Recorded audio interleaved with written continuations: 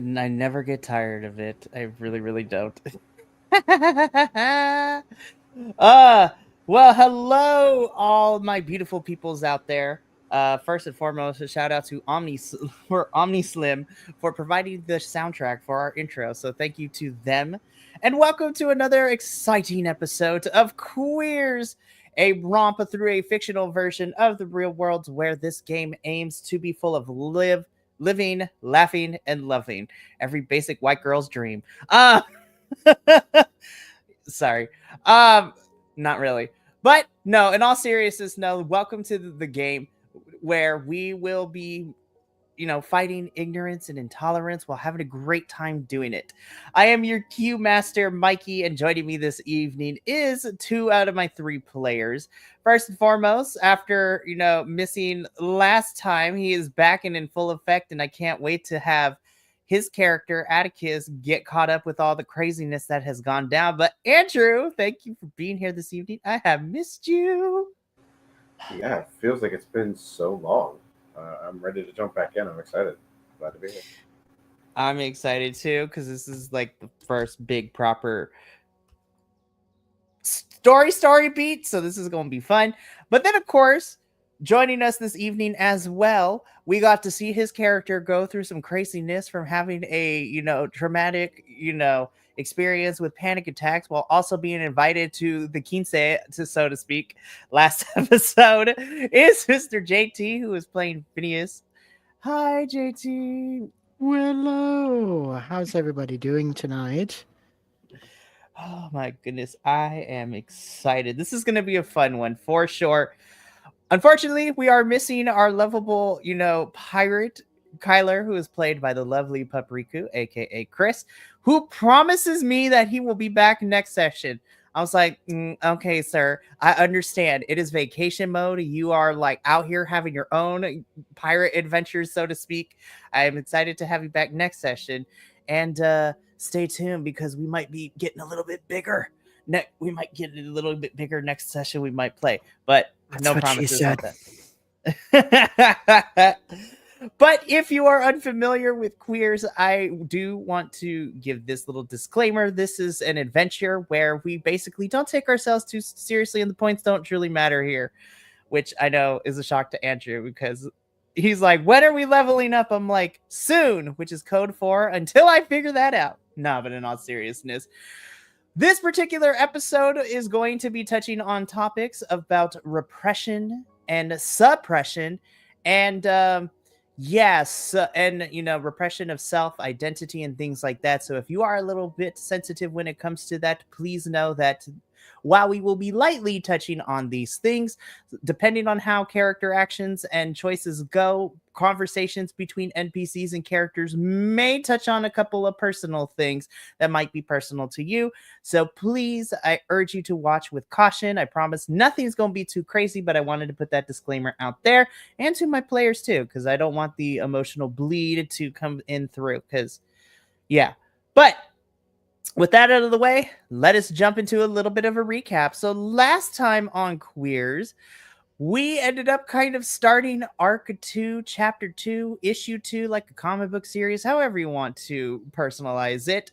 But we got a little bit of more background on Phineas's relationship with his friend Miguel, and we got to learn a little bit about how their friendship came to be and how close that Miguel's family considers Phineas as part of their family. We got to see them go to the weekly family dinner where we had a fun conversation with all the tios and tias, and of course grandmama is a big fan of Phineas, which is great. And we got a little bit of some development after their shared experience at the mall fighting these twisted versions of broken dolls and robot parts and things like that. Miguel has kind of become the man in the chair, so to speak, as he is now looking into these quote unquote superheroes and kind of just trying to learn more about them, what this whole ignorance thing is, where do their powers come from.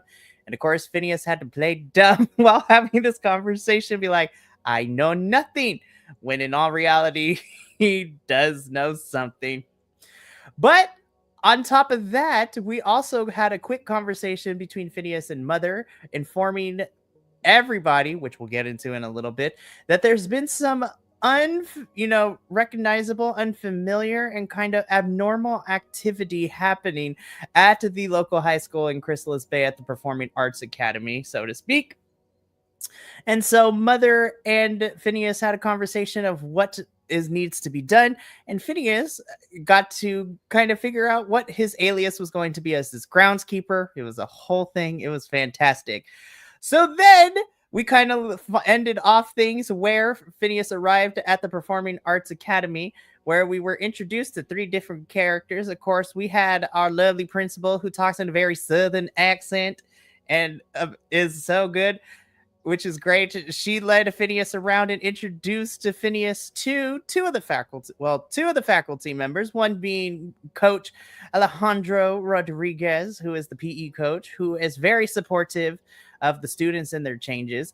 And then we also met Mr. Dorian, who is the music teacher at the school, which we come to find out, oh yeah, he's kind of being the one infected by ignorance right now, because after a heated exchange between Dorian and Coach Alejandro, Phineas got a brief glimpse of the Justice Night form of Dorian, the music teacher, which is the conductor of control. So that was also a whole entire thing. The other thing of note is that Phineas also realized that the students right now are kind of scared, nervous. There's a lot of anxiety roaming through the halls. And we also had a brief encounter with Sam Torres, who Phineas witnessed storming out of the music room after having a heated exchange with Mr. Dorian, the music teacher. And that is where we left off. So before we get back into the all shenanigans that happened at the school, Atticus, we need to catch up with you a little bit because we need to do some things really quickly before we head back into the world of adolescence once again. We all thought we escaped high school, and now we're being pulled back in this game. So, Atticus, it has been a couple of months since what you and the rest of your team has dubbed as Operation, magic trick, so to speak. And last we saw you, your Aunt Sue, she ended up introducing you to your essentially the Batcave with the safe space. So before we get into the story progression plot, I would like to hear from you, Andrew, in the form of Atticus, however you wish to approach it.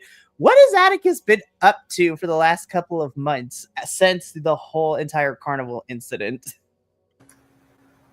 So, Atticus has been training heavily on how to use his newly acquired skills.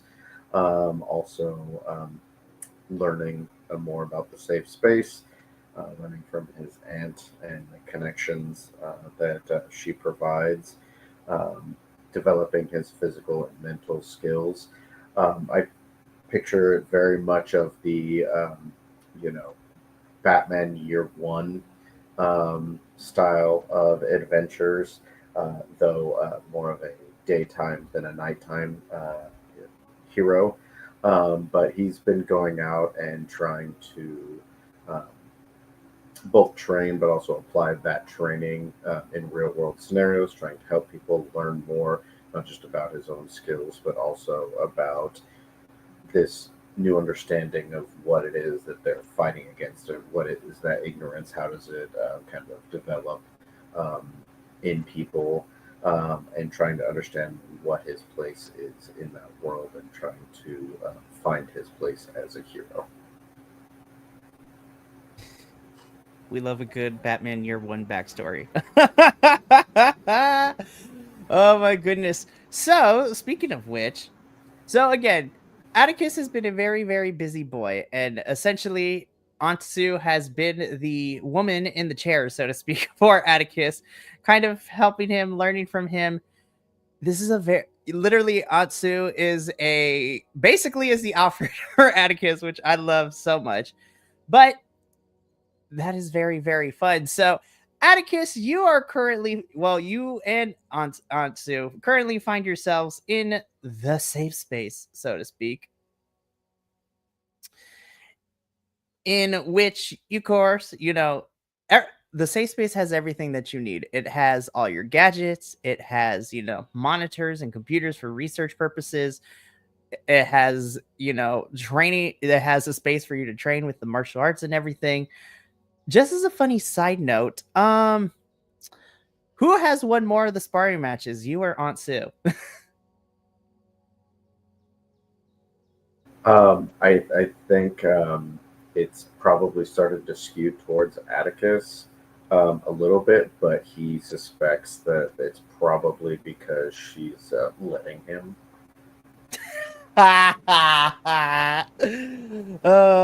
We love to see it. We really, really do.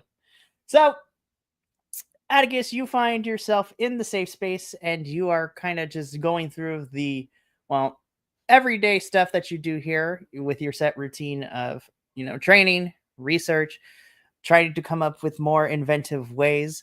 Um, it's very, very fun to have it's very, very fun to have a family that has some budget for things. We'll just leave it at that. More on that later in this campaign, I swear. But Atticus, as you are kind of going about doing all these different things, Aunt Sue walks in and she is holding a chromatic like delivery package box of some sort. And as she kind of walks down the stairs, as you turn with the, partitioning and the sounds of like the futuristic electronic doors opening up, so to speak, she just walks over to you and says, Now, unless you have, found somebody, this is a very, very what is the term I want to use? I'm just gonna come out and say this is a very loud package, Atticus, that is addressed for you. You are grown. You are grown. I love you, and I will not question you. Um, but it's not every day that a package that is wrapped in chromatic rainbow attire comes for you. And it just says from mother. Don't know who that is, but I'm just gonna leave you to it. If you need me, I'll be upstairs. Because at this point of the day, while she is helping you, Aunt Sue also has bills to pay, and so she has like her bohemian like thrift shop upstairs as well, and also her crystals and everything.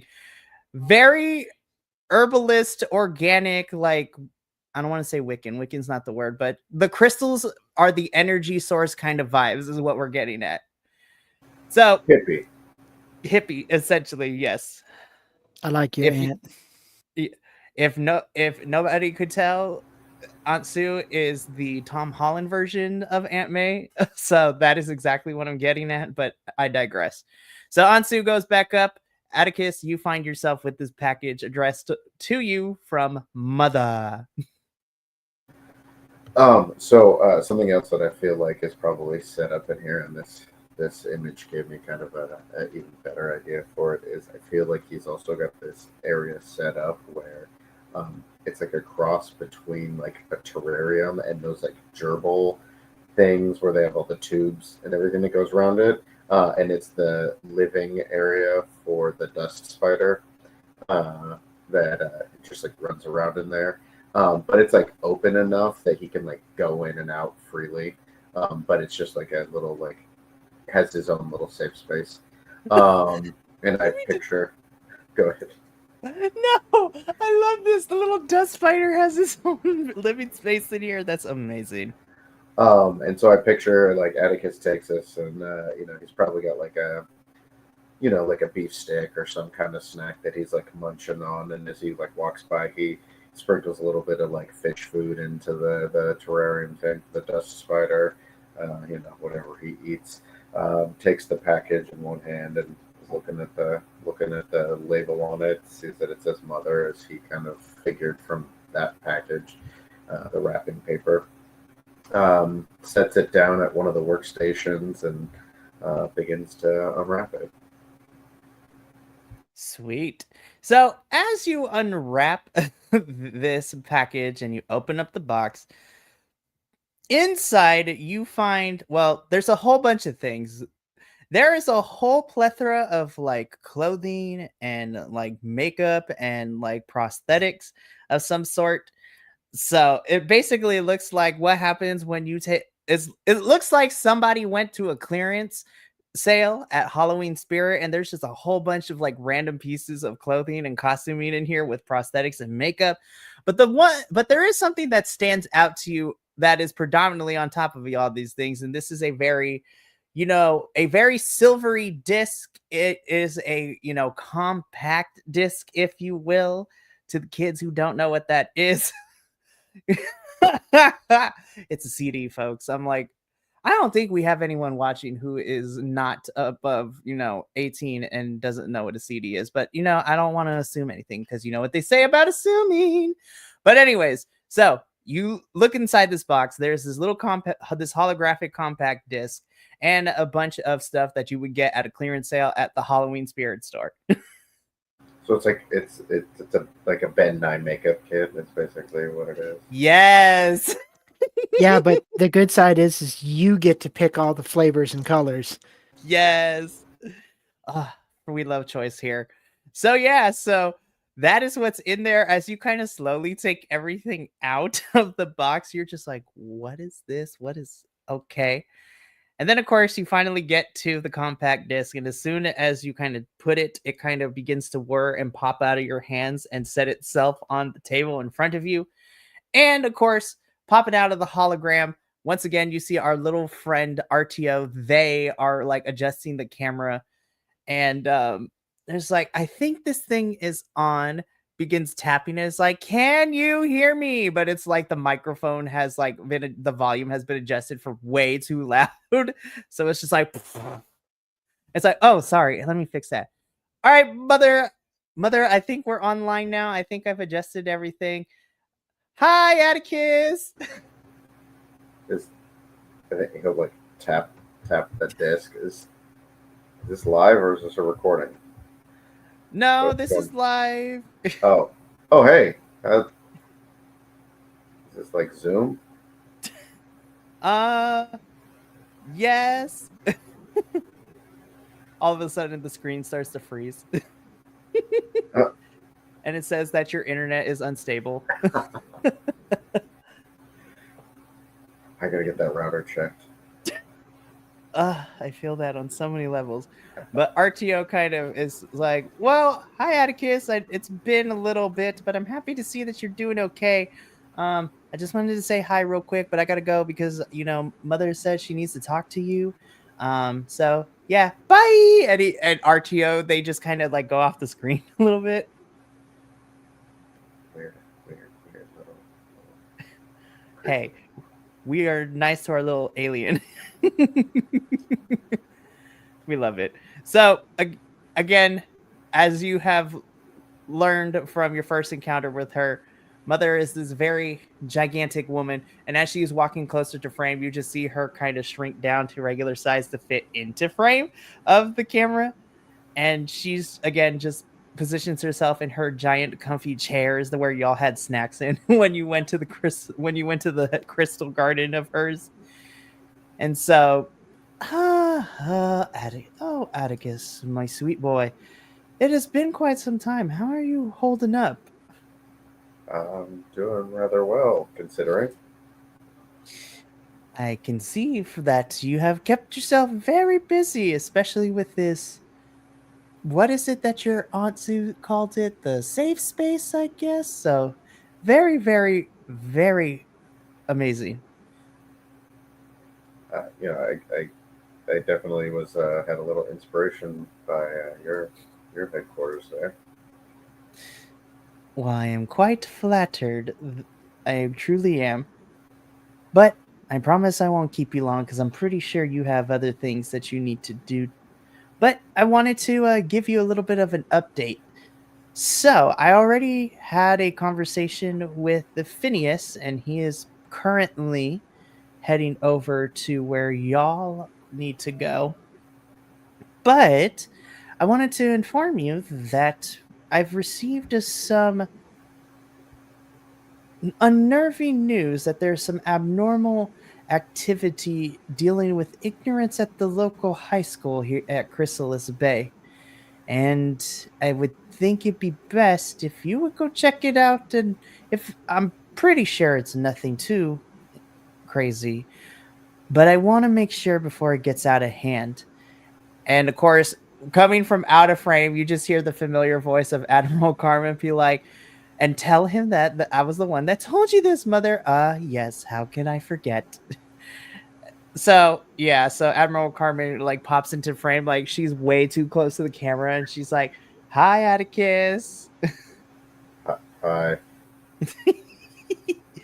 and she's like, "Oh, sorry, let me go back here," and she like pops out of the frame.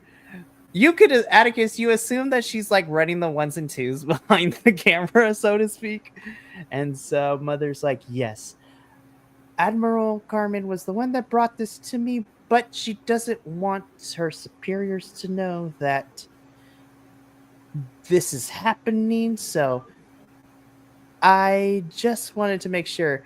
I'm gonna be honest, Atticus, and again, this is Admiral Carmen from behind the camera. I trust you guys more than I trust my government because they really are too focused on like the bigger things, and I feel that this would be right up your alley. I mean, you guys are already there. You are working on your own. So I think it's a win-win for both of us. So you want us to infiltrate the high school? Yeah, well, oh, sorry. Sorry, mother. I'm kind of overstepping again. Here, I'm gonna let you explain. Mother lets out a gentle laugh. That is okay, Carmen. Yes, I think infiltrate is probably not the correct term since infiltration seems that there might be some fighting. But who knows? There might be some fighting anyways. But it's more so gathering information to see if these reports and my worries have anything substantial to it. However, if things escalate like they did with the carnival situation, there might be some fighting involved, which, especially you, Atticus, are very, very capable of. Especially since you can summon that sword, which is a very nice touch. I keep forgetting to tell you that. It's come in handy. No pun intended. It does. It really, really does. But as far as going into the high school, I want to try to protect your actual identities as much as I possibly can. So, with the help of RTO and Carmen, I have what's it called? I have procured some with what you humans call costumes, I guess, and I did my best to gather things that won't be missed, so to speak. Yeah, she went to the Halloween store and she grabbed some stuff. So So that's what all this is for? You want me to put on some makeup and prosthetics and pretend to be somebody else? yes, well, so I have your alias ready to go, but the way you choose to go about it will be completely up to you. I believe that all of my children, and when I say children, this is Mikey speaking as the DM, children refers to the heroes that you are. So, again, her name's Mother. She considers her heroes, her champions, as children. I believe that it is important that my children express their creativity and their identities to the fullest and how they seem fit. But as far as your alias goes, Atticus, here is what I have. I am having Carmen pull up your file, the dossier, up on the screen now. So, as this dossier kind of holographically appears in front of you, Atticus, you find that this is your alias. So the alias that you are given for this particular mission is you are going undercover, so to speak, as a transfer student to the Performing Arts Academy at Chrysalis Bay. Andrew knows where I'm going with this, so you can give me your real world time reactions of this. Your alias, you are going by the name of Aiden Clove. You are a transfer student from East Cove, high school, which is on the other island across the bay. And your cover story for this is that you have moved to Chrysalis Bay and you are attending the Performance Art Academy because your family moved here for a more quieter life after you were burnt out from national singing competitions. So let's take a pause real quick before we begin the game. Andrew is already so excited. No, I'm just kidding. Anybody Andrew, anybody have the Glee soundtrack in the background that we're gonna play? This is gonna last be time great. on Glee. Yeah. What was that last name again? So your alias is Aiden Clove. Clove. Okay. From I'm Like the emo Aiden Clove. I'm Yeah, like Aiden the emo Clove cigarettes. from East Cove. Maybe. Nice. Nice. Okay. So singing competitions, huh? Or more so choir competitions, I think would Choir. fit Okay. better. All right. So that is your alias. And once you kind of go over it, Mother then begins to say, and again, I've provided a lot of things from the Halloween store and some other places that Carmen said that would also be a possibility. So how you want to go about it is completely up to you. So this is going to be the fun part. So Andrew, I'm going to give you a little bit of creative control here. So obviously you have your alias, you have your role as a transfer student, but how would you like your alias's aesthetic to be? Are they an artsy boho type of person? Are they a, clean cut? Are they like punk grunge? Like what's the aesthetic here? Just make it emo to the core. With the last name Clove, it's just long black hair off to the side. Just over Hi, the my name's eyes. Aiden, and Um, I'm from East Cove. well, for one thing, especially considering in the image that I found for Atticus, and then also the one that I created for our character displays, um, he's got a full beard, so he'll definitely be shaving that off, which um, I feel like Atticus fits very well into what I went through a lot, especially in my younger years. Of when I shave off my beard, it drops like 15 years off of me. So I get very much of a baby face. So he knows, unfortunately, as much as he doesn't want to, that he's going to have to shave the beard off, um, which will definitely change the way he looks there. So he'll definitely go with that. And since he's going to have to shave the beard off, I think he's going to go for um, the he's gonna go for the clean cut looking kid. So I think he'll does the school performing arts high school have like uniforms or they like free dress? It's pretty much a free dress. Okay, Yeah, this is pretty much a free dress. so he will get clothes that look kind of as if they are school uniform esque clothes. Um, Button ups, something along those lines. Nice, clean, professional looking clothes, shaved face, with kind of the feel of a homeschooled student, even though he wasn't homeschooled. Um, that kind of vibe going on. But he's going to also make sure that the clothes that he wears have some layers to them to also help hide his um, more athletic physique. So he'll probably wear, the button-up shirt with not quite a blazer, but something similar to that, depending on if the time of the year that it is. Maybe they're like those sweaters that have like they're like open, but you have like the big brown buttons on them, like Like a things like that. cardigan. Yeah, yeah. Something along the lines of where he's going to wear clothes similar to what probably some of the teachers are wearing.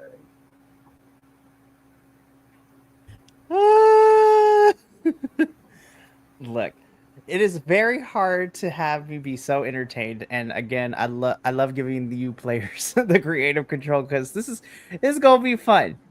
So literally, oh, this is gonna be so good. Okay, so Atticus, you kind of formulate a game plan.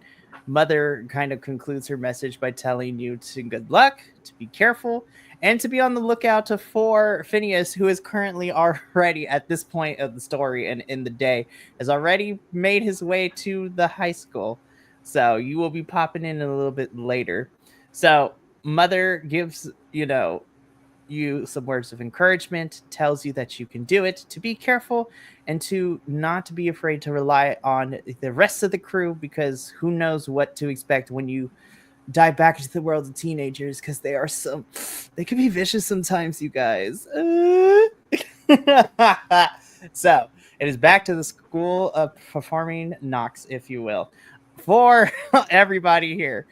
So the disc kind of RTO says goodbye, it closes the quote unquote Zoom call, if you will. And basically, you are now left in your safe space, kind of rummaging and figuring out, okay, this is what we gonna wear. At this point, Aunt Sue comes in at hearing the tail end of that conversation and says, do I want to know why you are, and I'm assuming, let's just say like you're halfway shaving the beard at this point, and she comes in. Do I even want to know why you're shaving the beard? Makes me more aerodynamic when I fight. Um,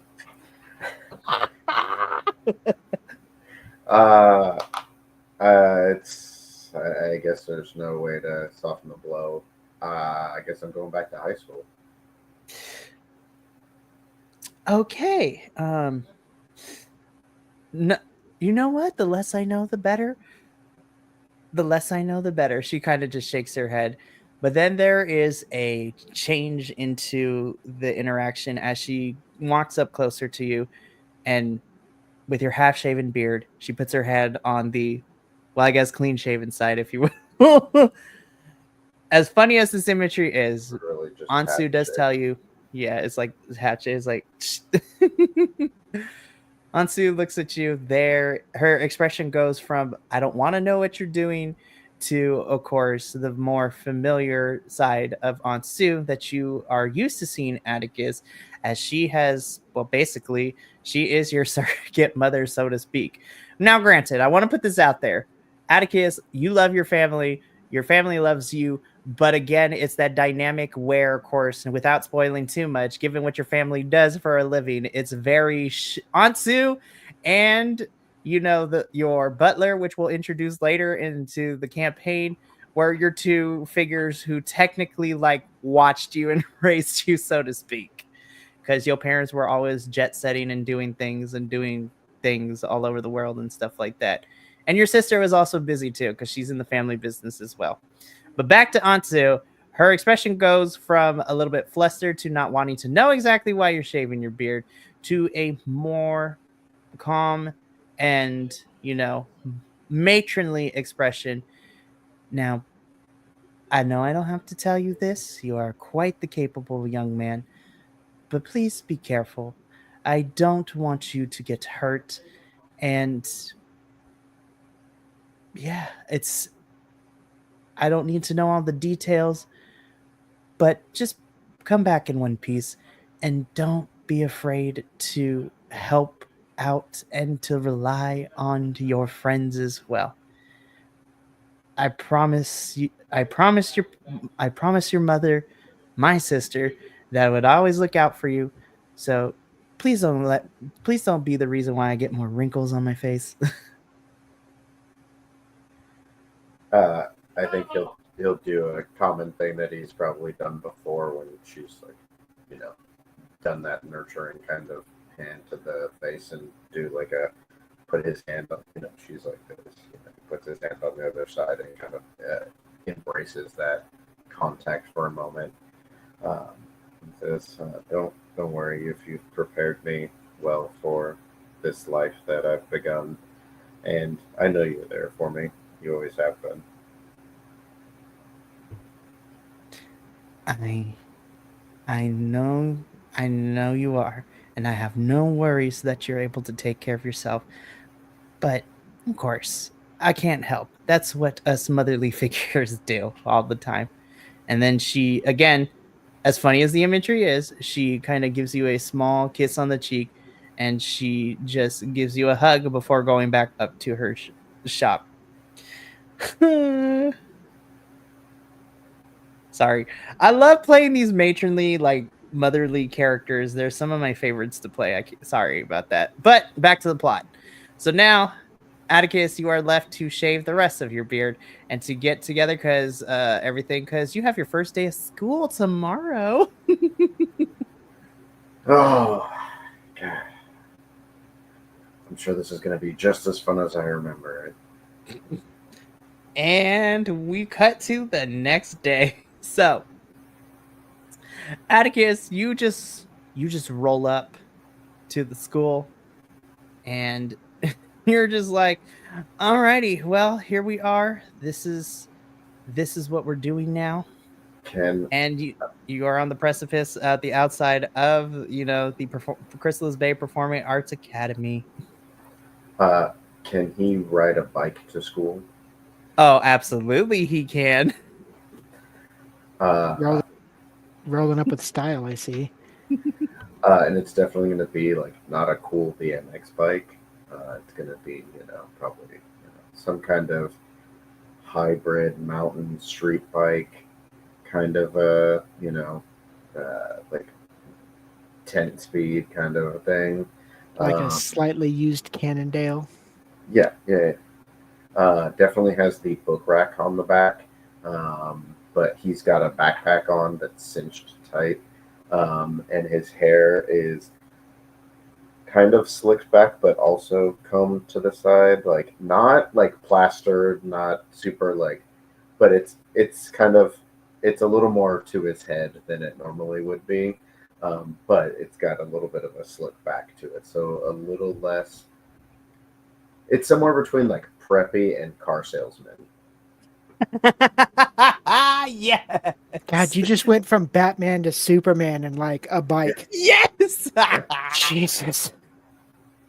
And then he does his magical girl transformation by going be like, why is there an A on your chest? Atticus, Aiden, ally, it's just all tied in right there. All of a sudden, there's a white Labrador that suddenly is running beside you. Heck yeah. We will be collecting more pens as the campaign goes on. Not gonna lie. I mean, I gotta warn you, I have a tendency to do that in all my TTRPGs, so I'm a pet collector. We love to see it. So yeah, Atticus, you roll up in style, I guess, with your bike.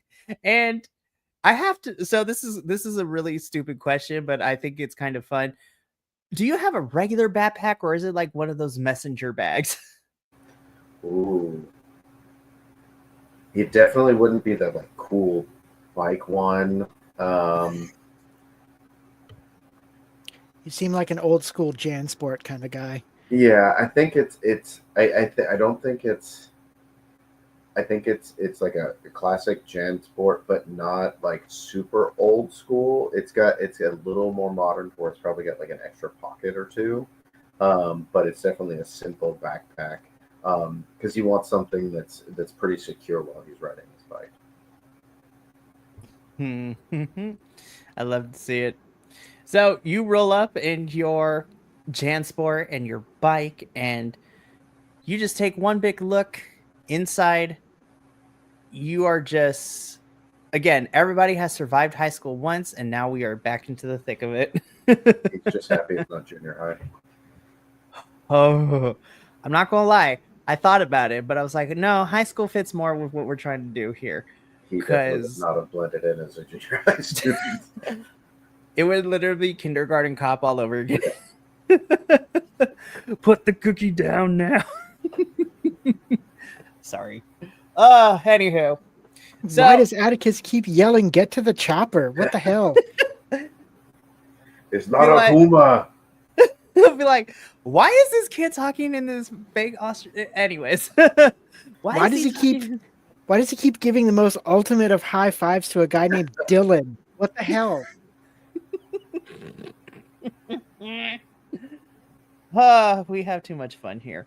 So, Atticus, you walk through the doors, and once again, you find yourself in the thick of, the hallways of school, of high school, so to speak.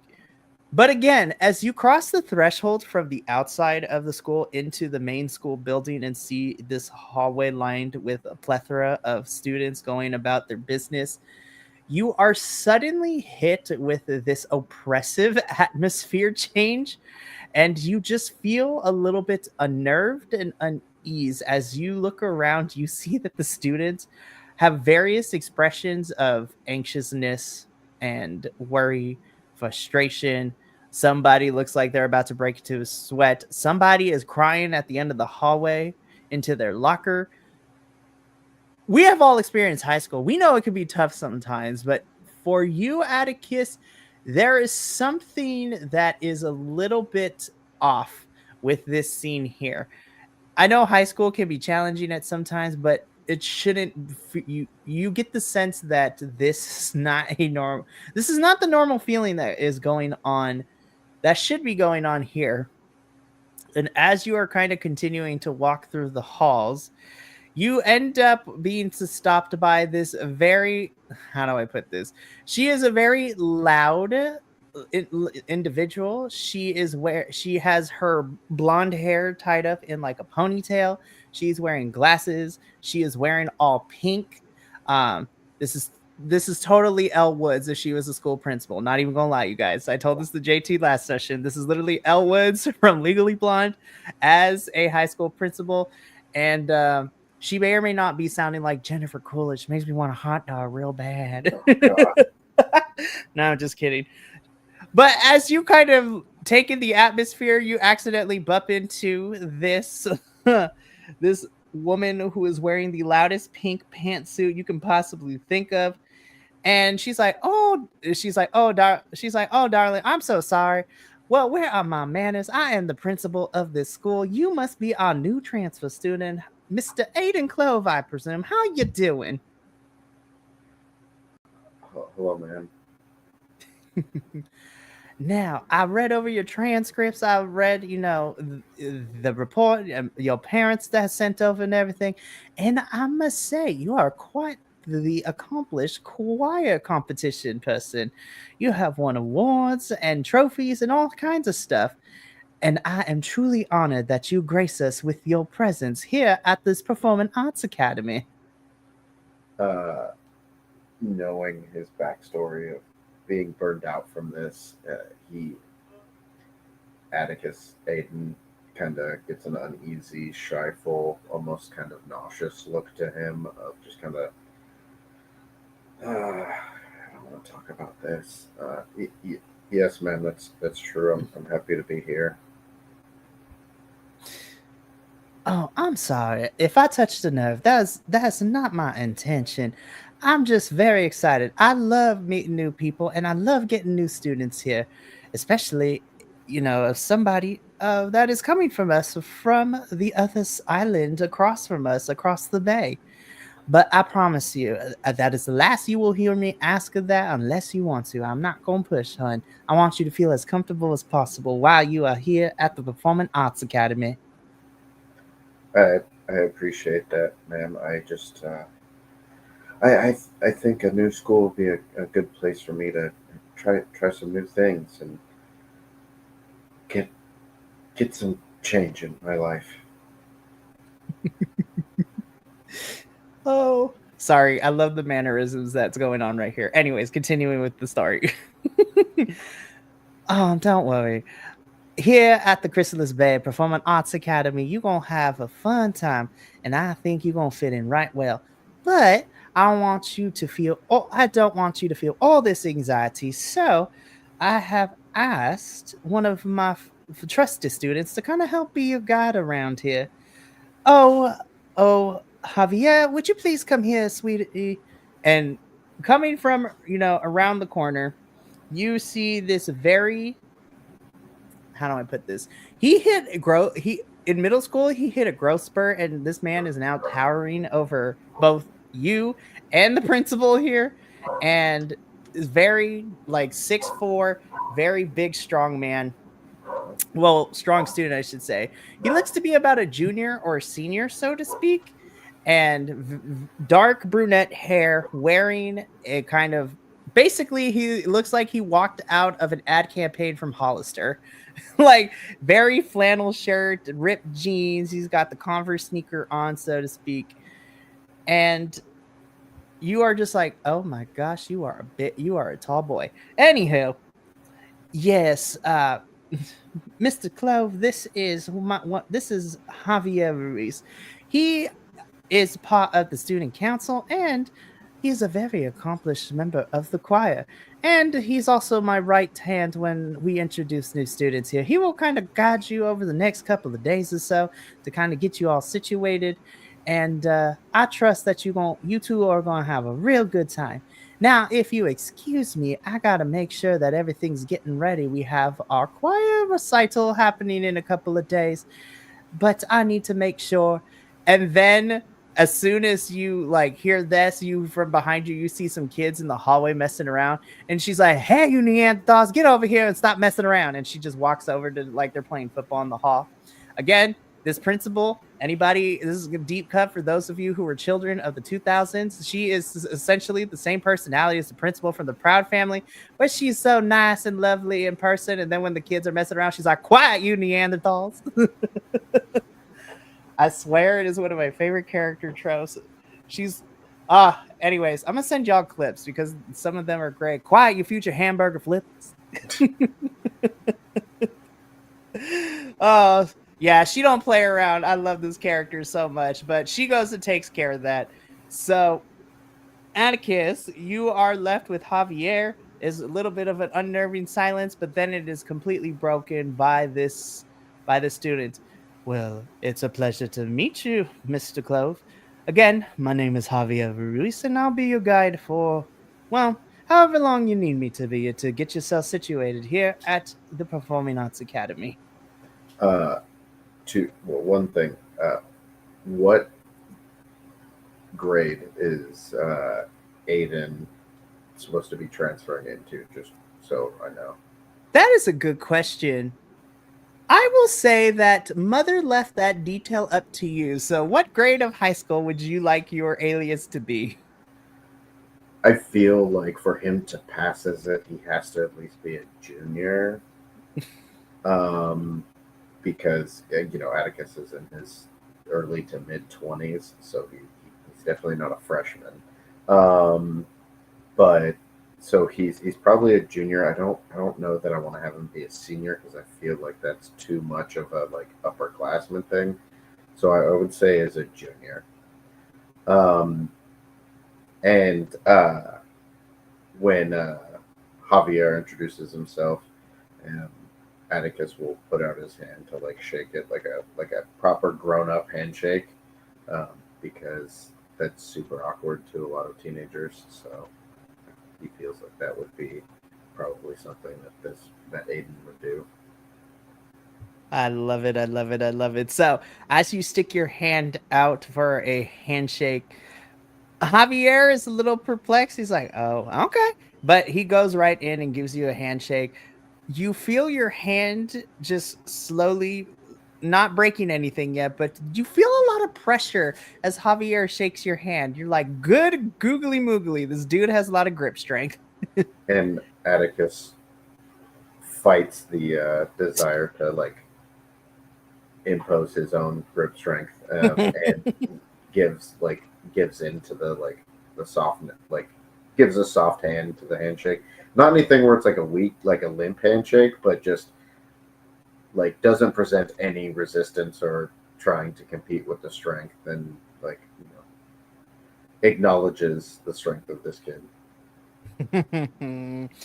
So, as soon as you do the handshake and kind of get the pleasantries out the way, Javier turns to you, Atticus, and goes, "Well, I think I'll just give you the tour really quickly. It's almost about lunchtime, so I can give you the quick version of everything. So, if you'll follow me." So, again, he kind of just in a lovingly way and not crazy and not anything too crazy, but he kind of does that thing here. Let me show you around, takes you and kind of guides you, put his arms around you, and be like, "And this is that, and this is this." basically be like, and this Simba is all yours. Kind of the whole entire thing. So you are getting this quick tour, and as you are going through this tour, Javier is explaining, what the school is all about. He's explaining, where everything is, kind of like the typical stuff is like either freshman orientation or new student kind of orientation, so to speak. So we fast forward a little bit. Javier has kind of led you down to where, quote unquote, you will be hanging out for the majority, because on your transcript, since you are a choir person, you will mostly be in the music building. The musical and performing arts building is where you're going to go. And Javier kind of lets you explore a little bit, as he also has to go deal with some student council stuff as they are preparing for the, choir recital / concert happening in a couple of days. So, Atticus, as you're kind of roaming the halls, you kind of peek in through all the different classrooms. There is a variety of whole things. There is literally a black box kind of like stage set up in one of the classrooms, built for like the more theatrical thespians. You have a whole entire music room in which you have like the traditional like high school band room, where it's lockers with instruments and all that good stuff hung up. Listen, I was a band geek in middle and high school, so this is very near and dear to my little heart.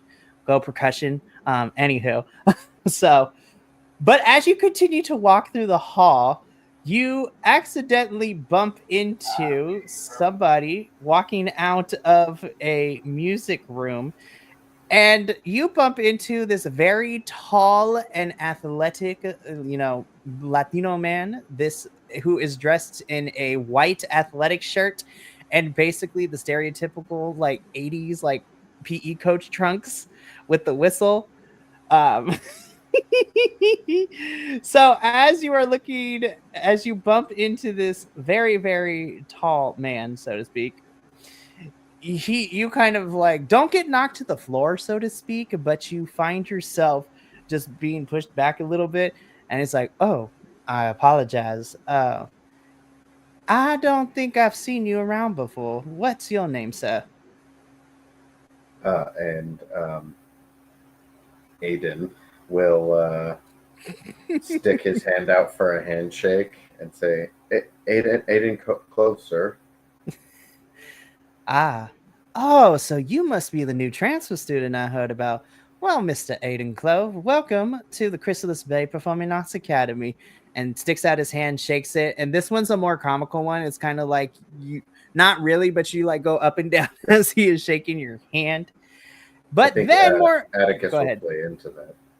Yeah, you're just like, ah. But more importantly, as you kind of, fix yourself a little bit and kind of, getting your hand shaken to the strength of all of that, popping out from behind the Miss Coach Alejandro here is, a very familiar looking custodian or groundskeeper, if you will. So Phineas, I'm going to allow you to describe Phineas, describe to Atticus what your alias looks like. Like, describe what he is wearing, all that good stuff. So, I will say, Atticus, you know this to be Phineas, but Phineas, describe to us and remind us at home again, what does he currently look like as the groundskeeper right now? Oh lordy. So you're looking at a guy that stands. Well, I mean, he's Phineas's height, so a little over like 5'7", 5'8". Kind of charcoal gray, like custodian style, like onesie tech suit kind of thing. Like, uh, not quite like a handlebar mustache, but like kind of close, and his hair is like slightly slicked back, but like short. Um, yeah, and it like Mikey was saying that that it is Phineas, but like just to see him. Oh, and a slightly larger nose as well. So to see this guy just come out of nowhere and almost a complete opposite look to what Phineas typically looks like. And he just kind of like looks over at you, and his eyes get, because he's standing behind the coach, his eyes get so wide, and he's like trying to hold in like that guttural laughter because he's seeing you with no beard and this like cardigan and like slicked back hair. He's just like, "Mm, mm, What? and he just kind of like in his head, he's going, "Control yourself, my guy, control." Yeah. So that's kind of what you're looking at right now as he comes around the corner to see you. I totally pictured the Agador seeing Nathan Lane's character in the birdcage dressed up as the mom for the first time. And, oh no, seeing him in the suit is what it is. And him going like laughing because he's like, "What are you doing? It's so ridiculous." Atticus will see this and be caught off guard because to him, seeing Phineas like this, he can see all of the disguise because he knows what he looks like. So it's kind of like a similar feeling, but I think maybe a little more internalized. And so he just kind of did you introduce yourself yet, by the way? Not yet. Okay. So he'll acknowledge it, but still kind of keep focused on the coach. Well, then, it seems we're getting a lot of new visitors over today. First, we get a new groundskeeper person, and we get a new student. I'm excited to see what else is going to happen. But, Mr.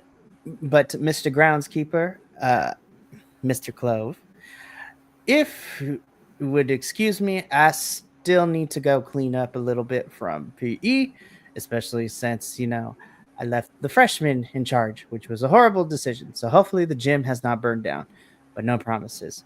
Actually, I should probably go that. I'll talk to you boys a little bit later. And then you just see him just jet off. Nice to meet you too, Mr. Clove. I'll see you first thing tomorrow for PE. And then just you see him like sprint off to the gym to make sure the freshmen haven't destroyed the gym. Stupid freshmen. I'm just kidding. We were all freshmen at once. So some of us were good, some of us were bad. I digress. So, Phineas and Atticus, and it is now just you two in this hallway. Either students have kind of cleared because it is in the middle of it's about to be the middle of like lunch, so to speak, and everyone's kind of like made their way to the cafeteria, so to speak. So currently it is just you two in this hallway. So I will let y'all figure out how this is gonna go. So, and action. He immediately looks over at him and goes, "Really? A cardigan?" It's a disguise. Yeah. I mean, you got me. That's wow. And you man. I mean, you had a beard before, so that is, I almost didn't recognize you. I mean, that's kind of the point. I'm assuming that's why you went with the fake nose. Yeah, I guess. Touche. All right, I guess we should get you to lunch. Yeah, that sounds fine. Have you found anything out yet?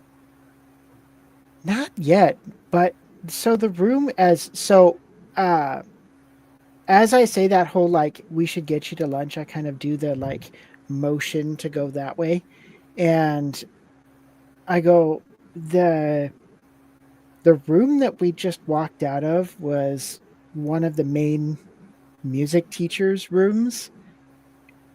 He's got some stuff going on. He might be the reason why we're here. And I have a feeling that he might be with the coach.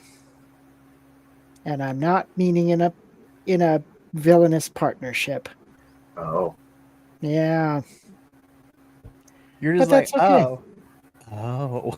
Oh, yeah. Yeah. Outside of that, that's you got here almost the same time that I did. So All right. I guess we're gonna find this out together. Well, luckily, I feel like the cover I took is someone who would probably be friends with teachers and staff. So I don't think it'll be weird for anyone to see us talking occasionally if we need to, but we should try to at least split up, divide and conquer until we have more information. You said he's a music teacher? Yeah, I think he's actually going to be right up your alley too. All right. Well, I'll keep an eye on him and see if I can get any information from the student perspective while you keep an eye on him from the teacher perspective, and we'll see if we can find out. Apparently, I have PE tomorrow, so I'll see if I can get more information from the coach and see what's going on there. I told them I want to try out some new stuff other than choir, so maybe the coach would be a good angle. There you go. Well, until then, young sir, I hope that your lunch is greatly nourishing for your body. I'm saying this like Mm-hmm. a little bit louder than normal and just kind It's of like, it's literally the Steve Buscemi, hey you young kids kind of thing. yeah. And then you get like a real sloppy like salute kind of thing, and then I just kind of turn around and walk off. Thanks. Do it. What's your name again? Oh yeah, we didn't actually introduce each other. So I'm known as James McFadden. Th- Thanks, Mr. McFadden. And you just see like one of those like behind the head wave kind of things as I'm walking off. And Aiden will go. I guess we're at the cafeteria or wherever they serve lunch out of. Go in that direction. So I mean, Javier didn't leave you high and dry. He provided a map of the school, so you follow the map to the cafeteria. So this is, and just for all intents and purposes, I literally based this performance art academy from like the big, really big Texas high schools, whereas literally they have like a whole entire food court as their cafeteria, which is kind of nuts. I've seen pictures, and I'm just like, so this is where my money is going to. Okay. No, seriousness, like it is what it is at this point.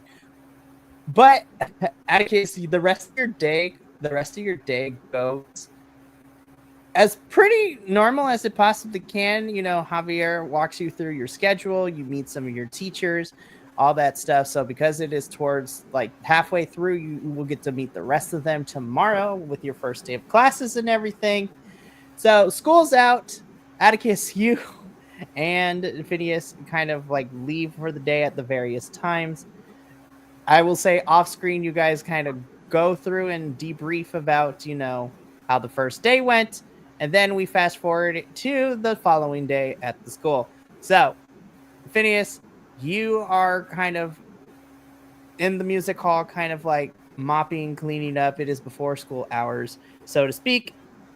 And Atticus, we will say that you are kind of chilling in the library, so to speak. I will say it's about like an hour before like students are like supposed to be on campus, but I don't know. Again, this is from my personal experience. Our school library was opened before like the regular gates opens, especially if you were a part of helping the library staff out or if you needed a place to go and study in the morning before campus officially opened. That is where we were able to go. So essentially, that's exactly what you find yourself. You're kind of just chilling in this library, just doing whatever.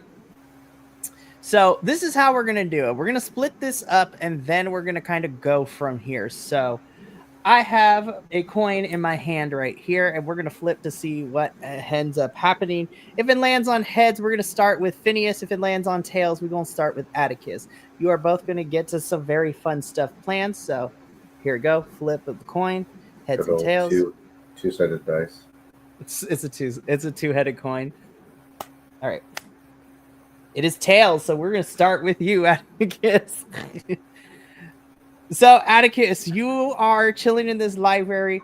To kind of like not blow your cover, you find yourself like reading some novels, reading a book, like music theory, just regular novels. There's also a manga section. I don't know if your high schools had it, but we had a manga section in our library.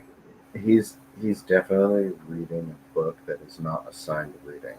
Like it's extra reading, um, just because if anyone sees him, he's reading some kind of novelization or maybe a history book, a nonfiction book. Oh, you're one of those kids. Okay. I'm just kidding. It's like, not you. No, that's all good. I love that. Yeah. So, Atticus, you are reading this historical nonfiction book, and you are kind of just like, you are trying to maintain a cover of a very studious person. But then again, Atticus might be studious in general, and I'm just talking out of my butt, so to speak. But the point being, you Yeah, are reading. Yeah, go ahead. I think Atticus was. I don't know why I picture it. Maybe it's because this is a performing arts high school, and it seems like Atticus didn't go to this school. Like if he went to a regular school and not like a private school or something, because of his family, it was probably like a STEM school. But he's definitely like a studious person, but as necessary, not uh, for extra fun. Um, Hmm. you know, he was a good student, but not.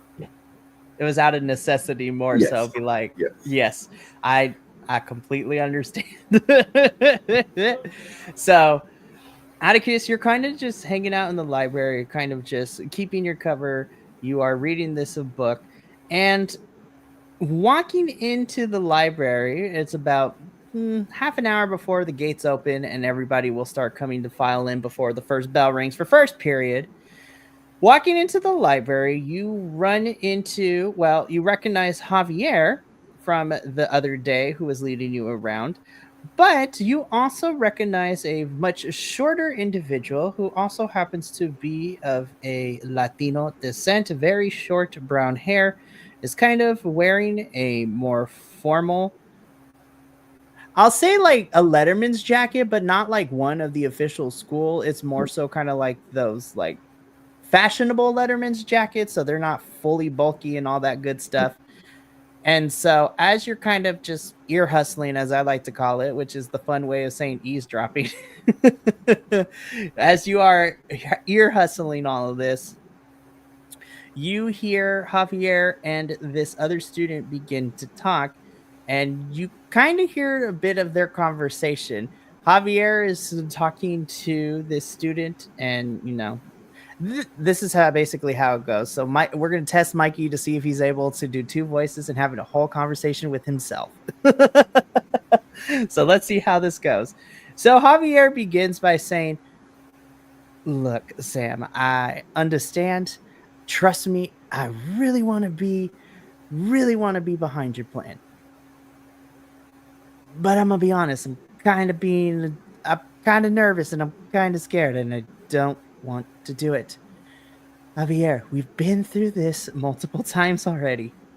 If you don't feel that what you are doing right now for the recital is what you want to do, then you need to tell Mr. Dorian that you don't want to sing the baritone part. Tell him you want to write and get the music together for the program. How hard is it?" Of course, he's being dramatic, but he has to respect the library, so he can't be full on yelling like you would outside in the courtyard. "I understand that, Sam. I really do. But not all of us can be a rebellious person like you. And I'm going to be honest, Mr. Dorian kind of scares me a little bit." And Sam just kind of puts his head to the temple a little bit, and he kind of just begins to massage it a little bit and says, "How have you gotten to this point in your academic career?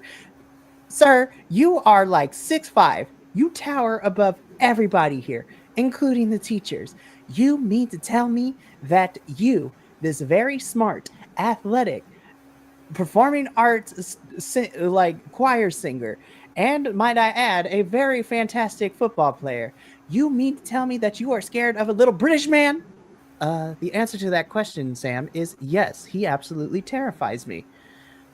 I get it. I really do. Look, I don't want to push you any further. I'm going to do what I need to do because I feel that Mr. Dorian is not approaching this choir concert correctly. But again, I cannot continue to be the only one that says all of this, but if I must, I will. So, if you're not going to back me up, at least just watch what happens. When we get to choir rehearsal today during third period, that's when I'm going to make my move.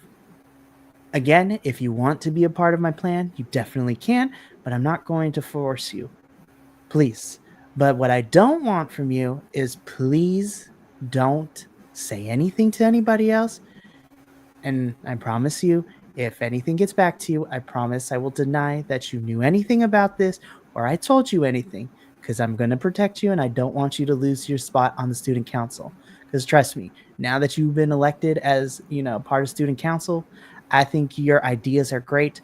We just need to make sure that the teachers begin to get on board with all of this. And as you are kind of continuing, they begin to then talk about other things and other stuff like that. So that is how that conversation went between Javier and now you now know this other named student to be Sam Torres. So Sam.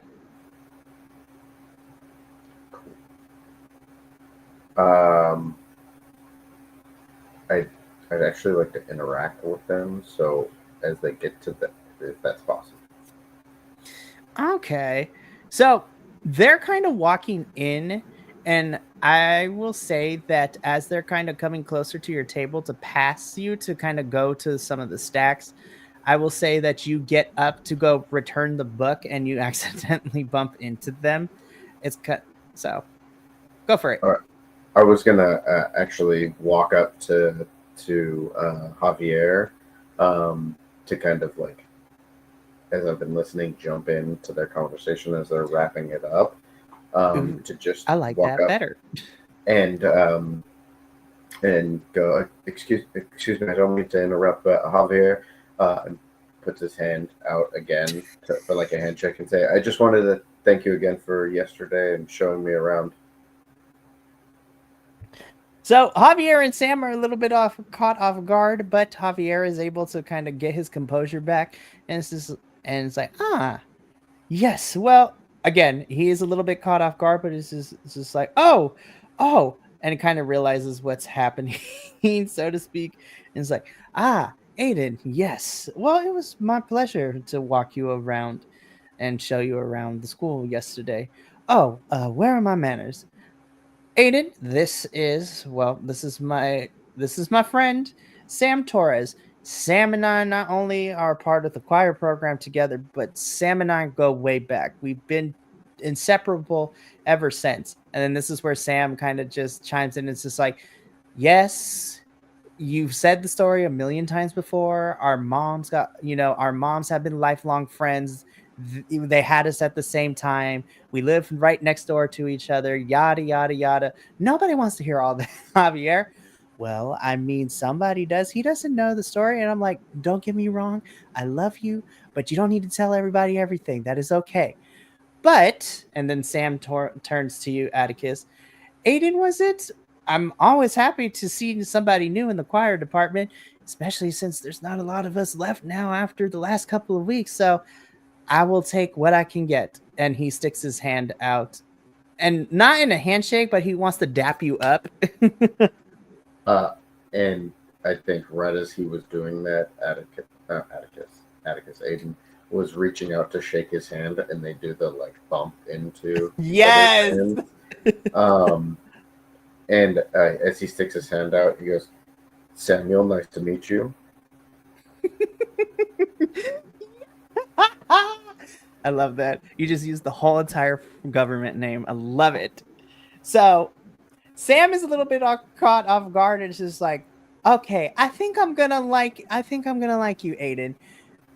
I mean, normally the only person who calls me Samuel is my mother and my abuelita.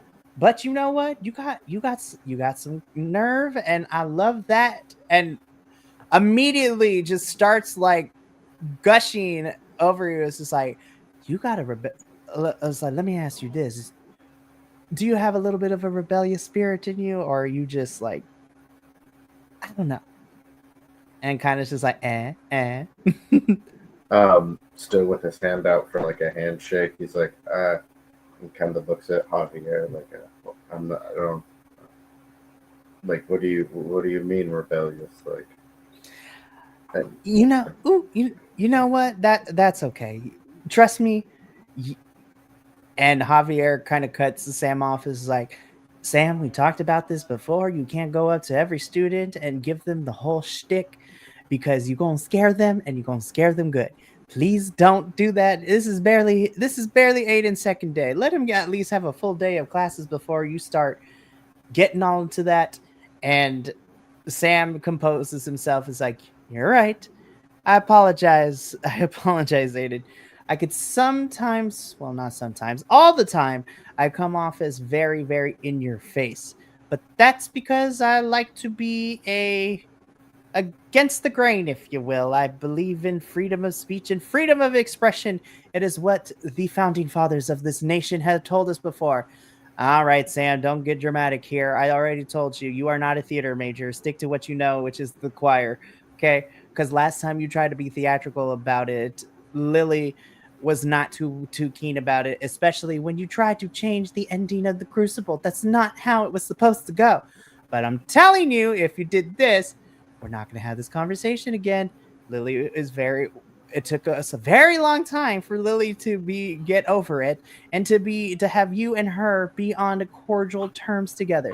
Please don't make this any harder than it needs to be. Please don't upset my girlfriend any more than you've already had the last couple of months. All right, I won't. But in all seriousness, Aiden, and this is Sam talking to you now, you'll see what I mean. Things have kind of been up and down for the choir program. And in fact, me and Javier and one other student is kind of all that's left because we had a choir. And then over the last couple weeks, Mr. Dorian has kind of, what is the nicest way to put it? Um, he's kind of drove a lot of the kids out and they're kind of just not the same as they were before. And again, I respect the hell out of Mr. Dorian. He has a pedigree and his credentials are amazing, the stuff of dreams for us in choir. But I feel that his approach as to how he gets results is a little bit archaic. But I think I'd rather have you see it than explain it to understand what I mean. So if you don't mind, I could, when it's time, I can come because I believe, you know what? Do you have your schedule with you, Aiden? I want to see something real quick. and Aiden will kind of look at Javier for a second and kind of shrug his shoulders, and then pull out of his like pocket, like maybe like the shirt pocket underneath the sweater vest, reaches over the top and pulls it out, but it's like nicely, neatly folded, and he'll kind of open it up, well taken care of, definitely not crumpled in a pocket or anything. All right, let's see this. And Sam kind of looks at the schedule. Oh, would you look at that? At least we had the first 3 periods together. All righty, well, then this will make it a lot easier. How about when it's time, I'll walk you over to class and we can go together. And of course, we'll pick up this weirdo along the way as he like nudges he nudges Javier and it's like, yes, that is fine and okay. Besides, I right next to you guys in the student council room anyways after second period. So we can all walk to the theater together since we're getting ready for this recital happening soon. And then as you guys continue to talk, the bell rings. Sam's just like, "Oh, we should probably get going to first period. If we don't hurry, Miss if we don't hurry, Miss Ruiz is probably going to chew us out because she's very stingent on attendance and being on time. So yeah, I'll walk you over there." And again, kind of just comic in a comical fashion, grabs you, Atticus, and kind of you and you, Sam, and Javier kind of make your way through the halls as you get ready for second period. We're going to come back and fast forward to third period in a little bit, but now we cut on over to the Performing Arts building and the music building where we see Phineas. This is also simultaneously happening at the same time.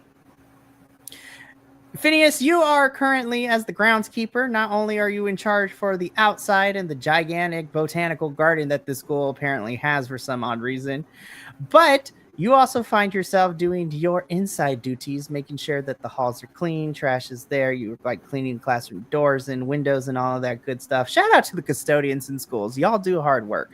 We appreciate you. That has been Mikey talking, but back to the game.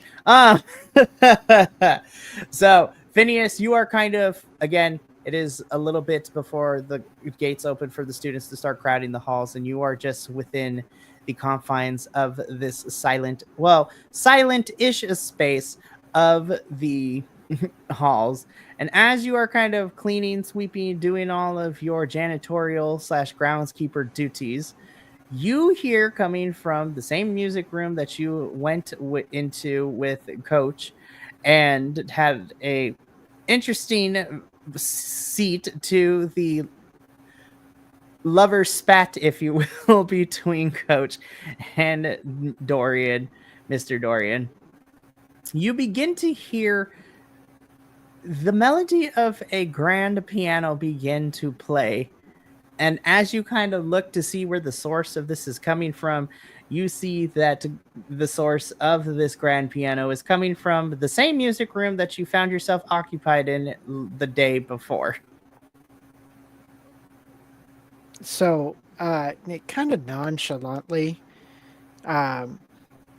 like big floor mop in hand, as I'm going down the hallway to where that would be,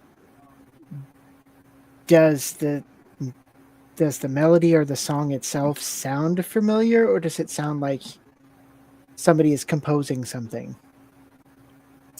Ooh, that is a beautiful question. Love that. So, I will say that. Okay, so this is what I'll say. I will say that it seems like somebody is just playing a already already made piece. So this is like just someone practicing. As far as the piece goes, think of it a very classical Beethoven piece. Like you're very old school, early European piano, Mozart's kind of thing, all that stuff. So this is a very classical piece. So this is a very familiar tune that actually anybody could hear, because even if anybody who knows a little bit of knowledge of music, and this is Mikey talking, not Cue Master Mikey here, but actual Mikey, it's one of those pieces that even in pop culture has kind of permeated itself. So it's kind of like if you were on the piano to hear the melody of Ode to Joy, you would be able to kind of pick up at least the first chorus or so like that. So this is a very familiar piece, which means that you also know that it is a very traditionally, scripted piece, because it is very, at the speed at which this, sound of the piano is playing is very, well, all intents and purposes, is very classical. It's going at a kind of allegro speed, but a little bit modified. And again, it sounds like Mozart and Beethoven are just like having a jam session in this room. So I'm going to get to said door and just kind of like not try to look creepy, but at the same time, like trying to watch whoever this person is playing this grand piano. And like, because that's like, I can't say no to good music. And so I'm kind of like enamored by listening to this. And I guess we'll go from there. Cool. So as you get closer to the music room and you kind of peek your head in through the door, trying not to make yourself known, at the grand piano, you see, of course, the familiar sight of Mr. Dorian, who is dressed in your very typical, well, how do I put this very nicely? Your very standard, typical, teacher.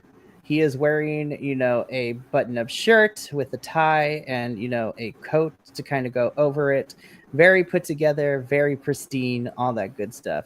So, of course, sitting at the grand piano, Andrew gets a kick out of this because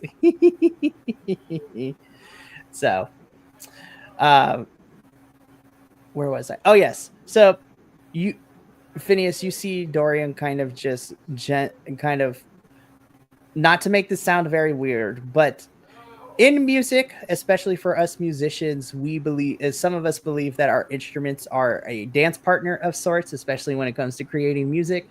At least that is what I was taught when I was in middle and high school when it came to any form of music. And so Phineas, in the most beautiful way that I could describe it without sounding very weird, you are watching Mr. Dorian play this piano as if you are watching, the piano and Mr. Dorian like create a phonetic and auditory waltz with the piano. You see that the piano is doing its job by emitting all the notes, but then Mr. Dorian is basically playing the keys with such a finite and a very like passionate thing. You are literally watching this man get lost into the piano a little bit, which is fantastic and you love it.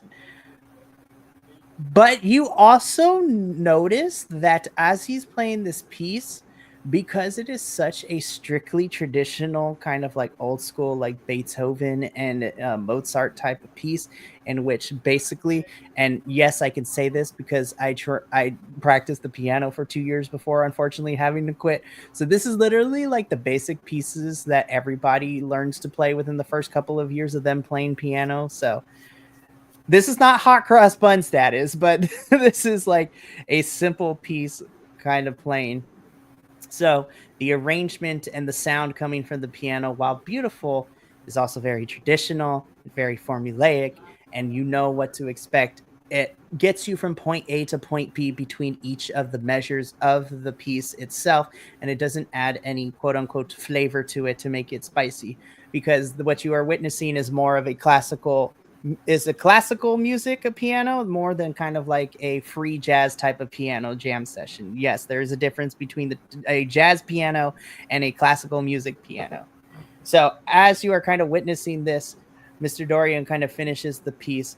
He just sits at the piano for a little bit, takes a breath in, and just smiles a little bit, fixes his tie, and without adjusting and looking in your direction, it's just like, if I knew I had an audience, I believe that it would. I believe if I knew there would be an audience, I would have made sure to prepare more pieces. And kind of turns over to you. Groundskeeper, how are you, my friend? I know it's a little bit early. I didn't know I was performing for somebody, so I am very pleased that I could do so. And then he kind of gives a very exaggerated and more comical bow as if he was performing at like the Royal Hall, so to speak. I haven't heard pieces like that in quite a while, so it's a nice break when you're sweeping halls to be able to hear something like that.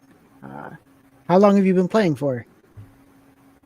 Well, dare I say, well, if I can, I've been playing since I was a child, if I'm going to be completely honest with you.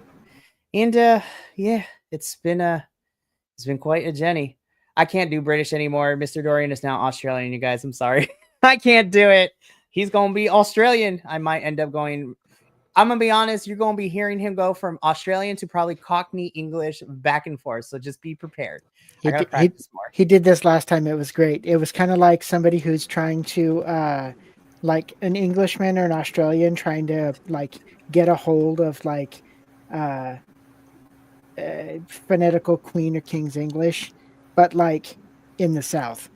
And so like it's It's awesome because it just kind of rolls back and forth. It's kind of like if you've ever listened to those people that do what is it? Speaking Japanese in a Texan accent. That's kind of sort of what it feels like, and I'm so here for it. I'm loving it. Um,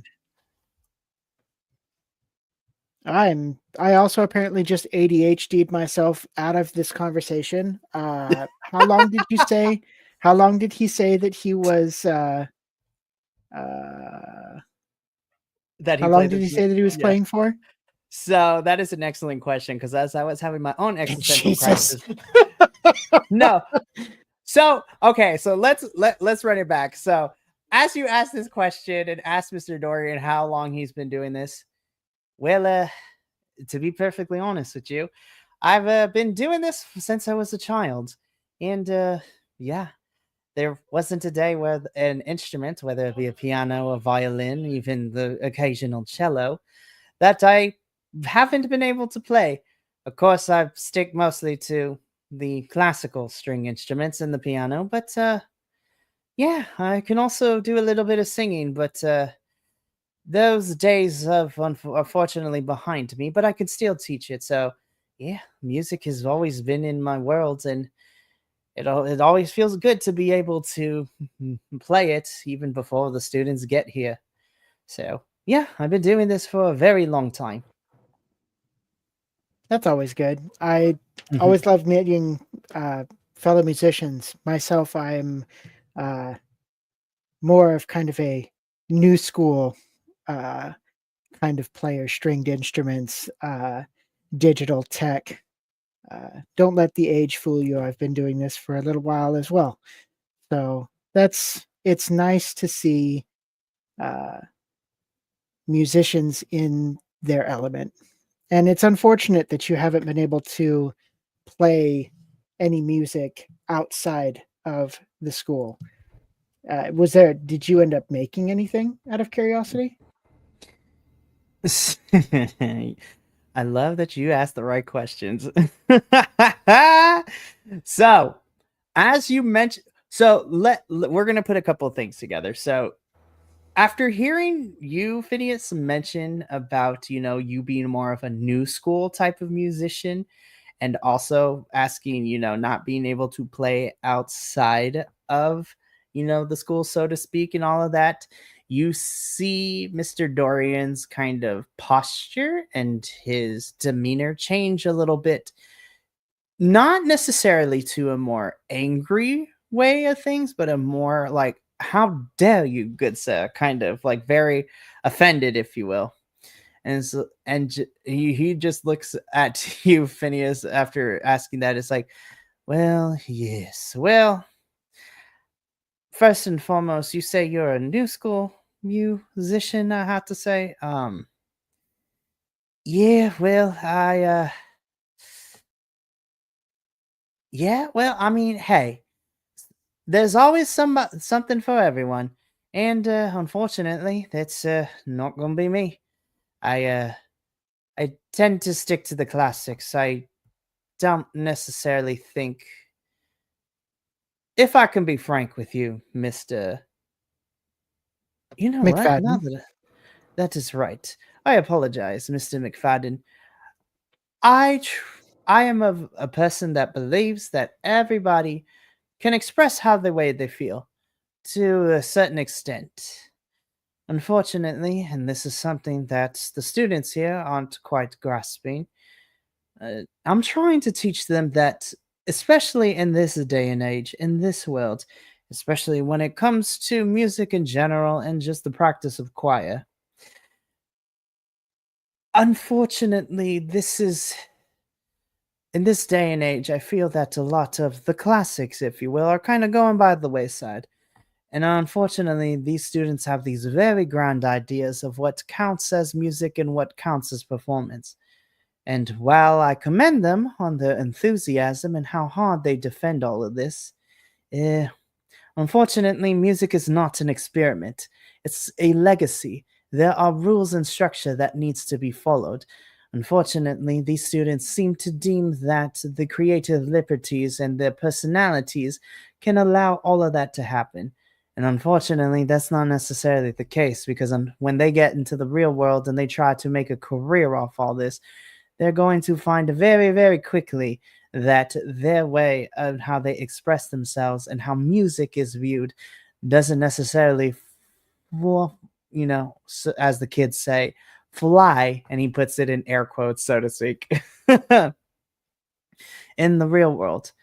And yes, I agree that my way of teaching might be a little old school, but I need to prepare them for the real world because unfortunately, if they understand this now, it will prevent them from their dreams being crushed as they get older and they go out and be an adult and try to make this into a career. And as he kind of finishes he's saying this, Phineas, again, you start to see his you start to see that what you see in front of you with Mr. Dorian kind of glitch out a little bit, and you start to see a little bit of the conductor of order peek through a little bit, but not 100%. Oh, that in the back of my head as he was saying that, Phineas is going, no, no, no, no, God, I, nope. We're gonna It's just keep like, all this don't in blow the check. cover, don't blow the Yep, cover, don't blow the we cover. can we can verbally throw down sometime later, but I'm gonna just agree to disagree, if you will, and we're gonna ignore this conductor thing right now because I don't want to throw down second day on the job. That's just so you just kind of as Dorian is talking, he's kind of Phineas is just nodding his head back and forth and giving that kind of masking smile, if you will. And he just looks up at Mr. Dorian and he kind of lets out a small, like, not quite a laugh, but kind of what I just did with a and there is a long pause as he goes, that is that's a great way to put it. Um, hopefully you will be there to uh, mold students towards the right way of doing things.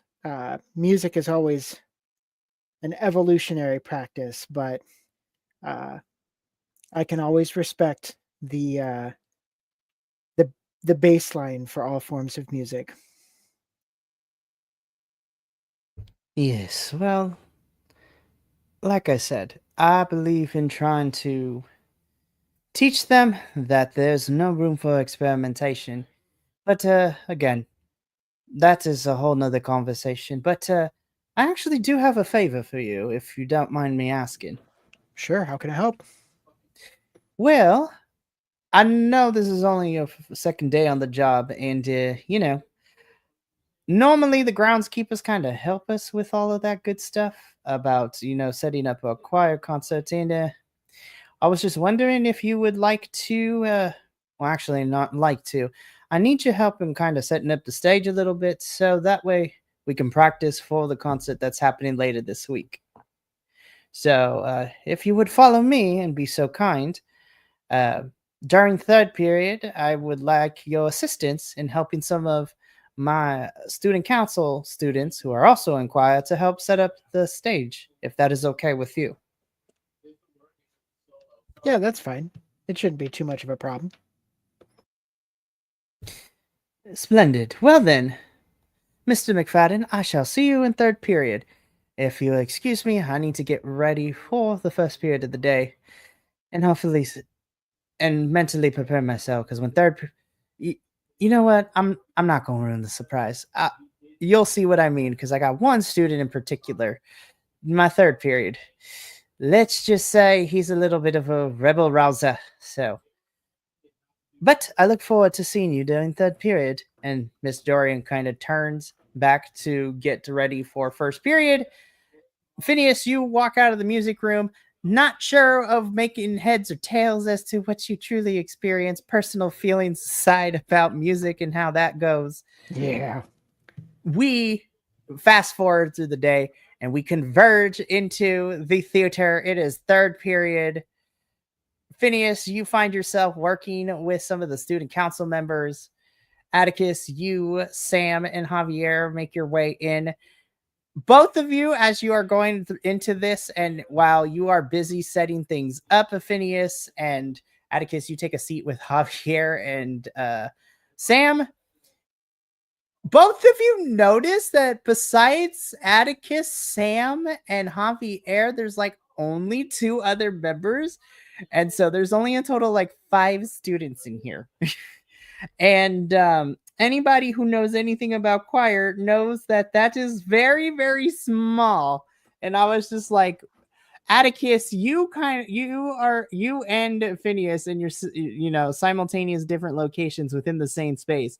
In your heads, you're just like, what is going on? Why is it so sparse? This is like a quartet with a backup. Which is Nope, exactly.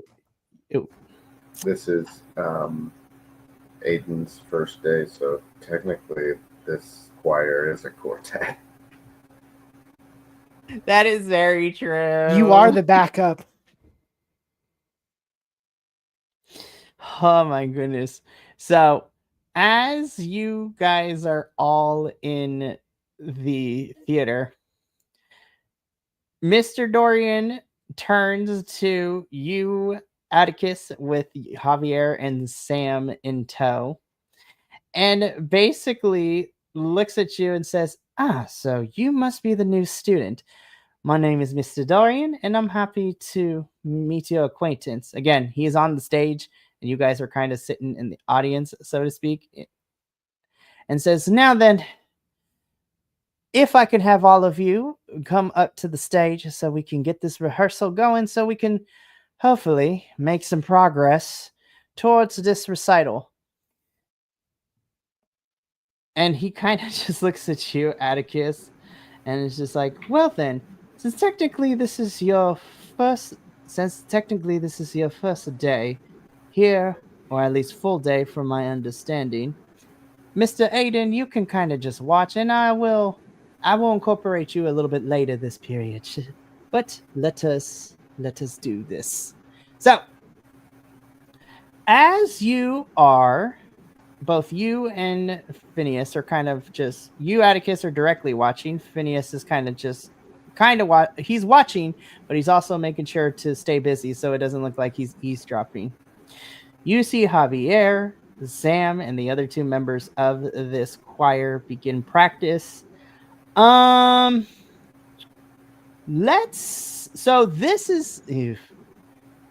So for both of you, so Atticus and for you, Phineas, who will be coming back shortly, this is a very unsettling sight to see, as Mr. Dorian leads an incredibly strict choir session. You see him kind of have direct control, not leaving any, room for any kind of changes. And you can see that, and you feel a certain unease as Mr. Dorian kind of goes full mad conductor mode, as he's, yelling at these kids. Is like, why are you off key? Why are you singing this part? This is not what you were assigned. Very, very shutting down any wiggle room for any of these students on this stage to kind of have a little bit of more creative liberty with what is happening. Mr. Dorian, the best way to put it without it being super over dramatic and super bad is like if he was like an old school Catholic nun with a ruler, but not really slapping children, because violence upon children is frowned upon in 2025, and we don't do that even in the fictional games like this. But when I tell you, if you think of your strictest teacher that you have ever had in your life and how their personality and how they ran their classroom, this is exactly how Mr. Dorian is going about it. And it's not even 20 minutes in where the 4 people on stage becomes a trio, as one of the kids just is done, yells at Mr. Dorian, says she can't take it anymore, and just ups and quits and walks out of this theater. And so you are all sitting there just like, what is happening? And so, go ahead. I think Atticus will sit there and like kind of give off the impression of the like, when you like go over to a friend's house and they're getting yelled at by their parents, and you're you're just like, I'm gonna die. Done. I'm not here. I don't want to be involved in this. This is not my house. These aren't my parents. Feels super awkward, but at the same time, he's like watching and paying attention to kind of what's happening with Mr. Dorian and keeping an eye out for any signs of his alternative form. Yeah. So this goes on for a little bit because this is about a 45, 50-minute period, so to speak. So this doesn't go on for too long, but it also doesn't necessarily end quicker that you want it to. And so, as you are continuing to watch this unfold, Mr. Dorian kind of stops himself from practicing and is just like, all right, I don't know how many times I have to tell all of you, but you needed to stick to what is on your sheets. Again, music does not have room for experimentation. And if you cannot do so, then please let me know right now. So that way we can figure things out. And you, Atticus, you immediately notice that Mr. Dorian is starting to grow more frustrated. You start to see there's a little bit of an eye twitch, and he's overcorrecting, and he is like very, very gripping the music sheets more tightly than it needs to be, so to speak. And so it is, yeah, it is. It's not looking good. And as he says this, Mr. Dorian kind of does the typical like choir claps twice thing. It's like, all right, that's enough notes for now. Now, if you would all be so kind, let us proceed to page 16. We'll run it from the top. My soprano section, keep your phrasing tighter this time. Less breath, more control. And before he can begin conducting, the practice, Javier kind of raises his hand, and from his hand, he's holding a very small little folder in his hand with what looks to be some sheets of paper. So Javier kind of just, again, very, very tall dude, but very, very gentle giant, if you will, is what we have here. Welcome back to the land of the living, Mr. Phineas. We lost you there for a second. Yeah, I went to go plug my phone in to recharge it because it is dead, and I apparently put the USB-C side into the USB port, and something happened, and it literally kicked me out of all of my stuff. Like shut down my camera, shut down my everything, and it was like, we don't know how to run now. Can you please restart the computer? So, but I'm glad to be back. Yes, and I'm glad that you're here because this is about to get kind of buck wild. So, really quickly to recap, Mr. Dorian is kind of being a little aggro with the practice. They're about to practice the song that is on page 16 of their choir handbook, and Javier raises his hand and lets him know that, he wants to get Mr. Dorian's attention with all of this. So, once again, in Javier's hand is a little folder with looks to be like leaflets of paper kind of just sticking out of it a little bit. And he just, with folder in hand, goes, Mr. Dorian, I worked on something over the weekend. I believe that for this song on page 16, I actually wrote a new arrangement for the ensemble, or at least with who's left, with everybody in mind. It's something a little more contemporary, but it still follows the aspects of what it means to be in a choir. It's still choral, if you will. I was wondering if maybe we could try it just once. And then immediately the student council members in the back that are setting up, Sam and the other choir member that is on the stage all glance over to Javier, a little bit surprised. And Sam looks up at all of this Atticus, you also see this and you're just like, oh, okay, this should be oh no. And you immediately feel the atmosphere in the room. Both you and Phineas feel the atmosphere in this room grow more tense. Mr. Dorian, who was kind of getting his sheet music together, slowly turns towards Javier and says, you wrote something.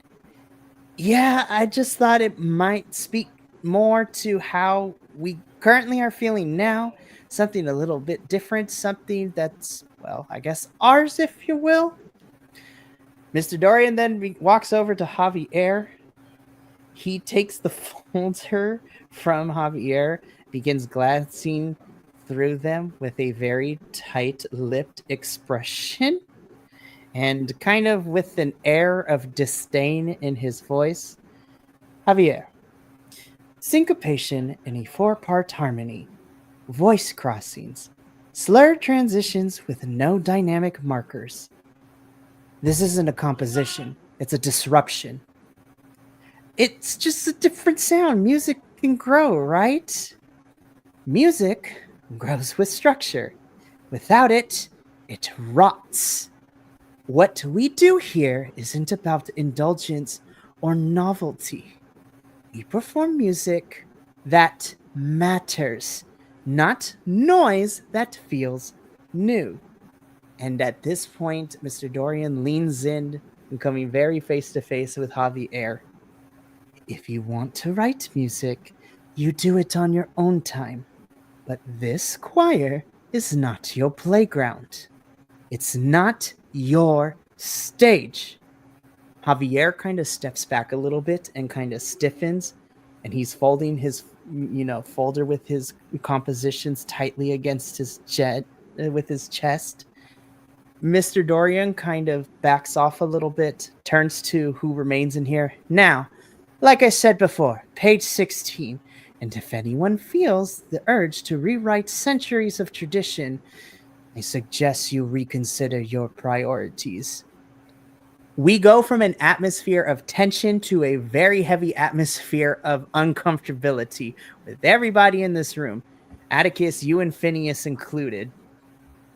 Javier, where once was this very bubbly and bright persona that you, Atticus, and that got to see the day before and this morning, and Phineas, you also noticed this as well, that bright-eyed, that light within Javier's eyes kind of dims, and he kind of slowly walks back to his spot, much quieter than before. And the both of you look at Sam as he was watching this. Sam is silent. He's not saying anything, but you could tell that when you look at his hands, he's kind of clenching his fist tightly enough where you swear that you see a little bit of broken skin and blood dripping down his fingers as Sam is trying to not pop off at Mr. Dorian here. And the remainder of the practice goes through this unease of tension. Eventually, third period is over. Everybody kind of walks somberly out. Atticus, you and Phineas included. Sam lets you know, Atticus, that he is going to kind of go talk to Javier and check on him and things like that, and we'll catch up with you later. So, Atticus and Phineas, you two find yourself.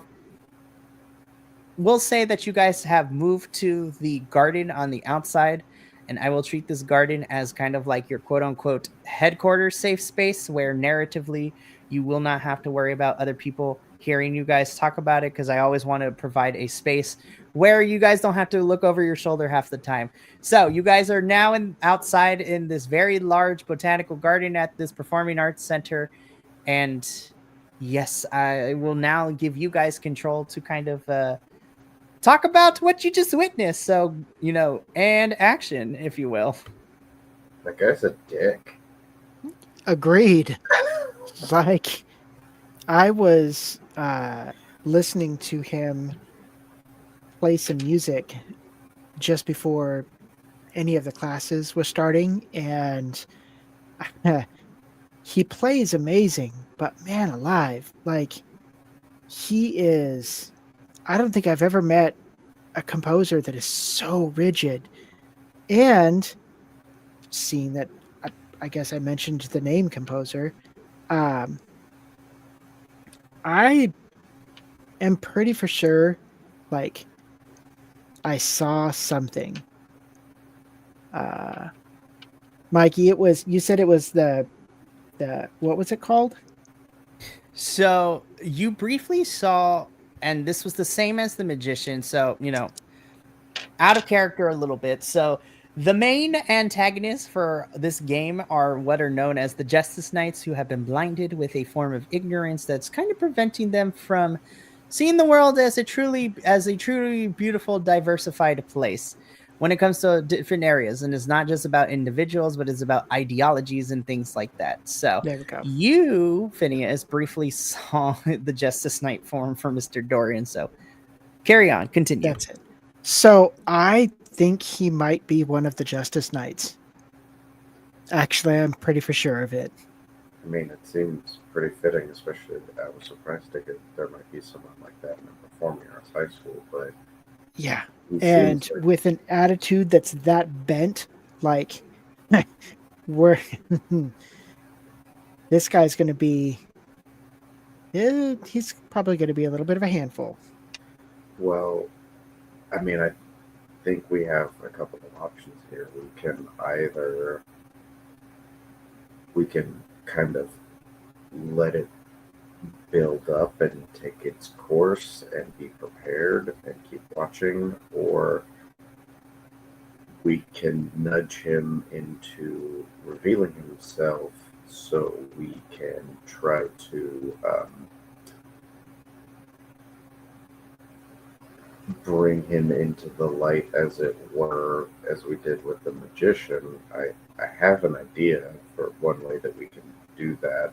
I think there's a couple of ways that we can do it from either of our perspectives.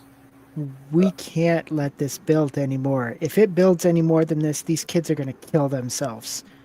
You saw how Javier looked when he rejected his notes. That was Well, devastating.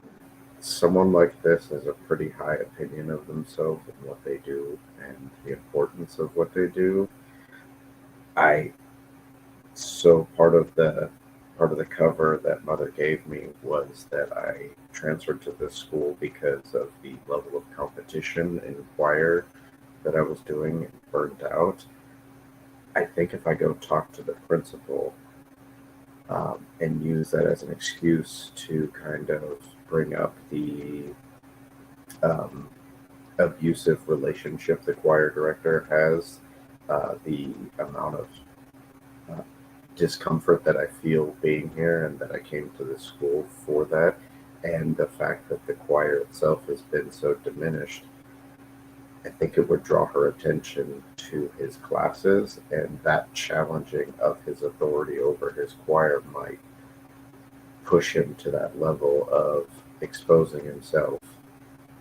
I think you've at least gotten to know the gym teacher a little bit, and maybe if you approach him from that angle and use their relationship to also push him over the edge, I think there might be a way for us to break the mask, as it were, and be able to hopefully bring him around and get him to realize what's going on.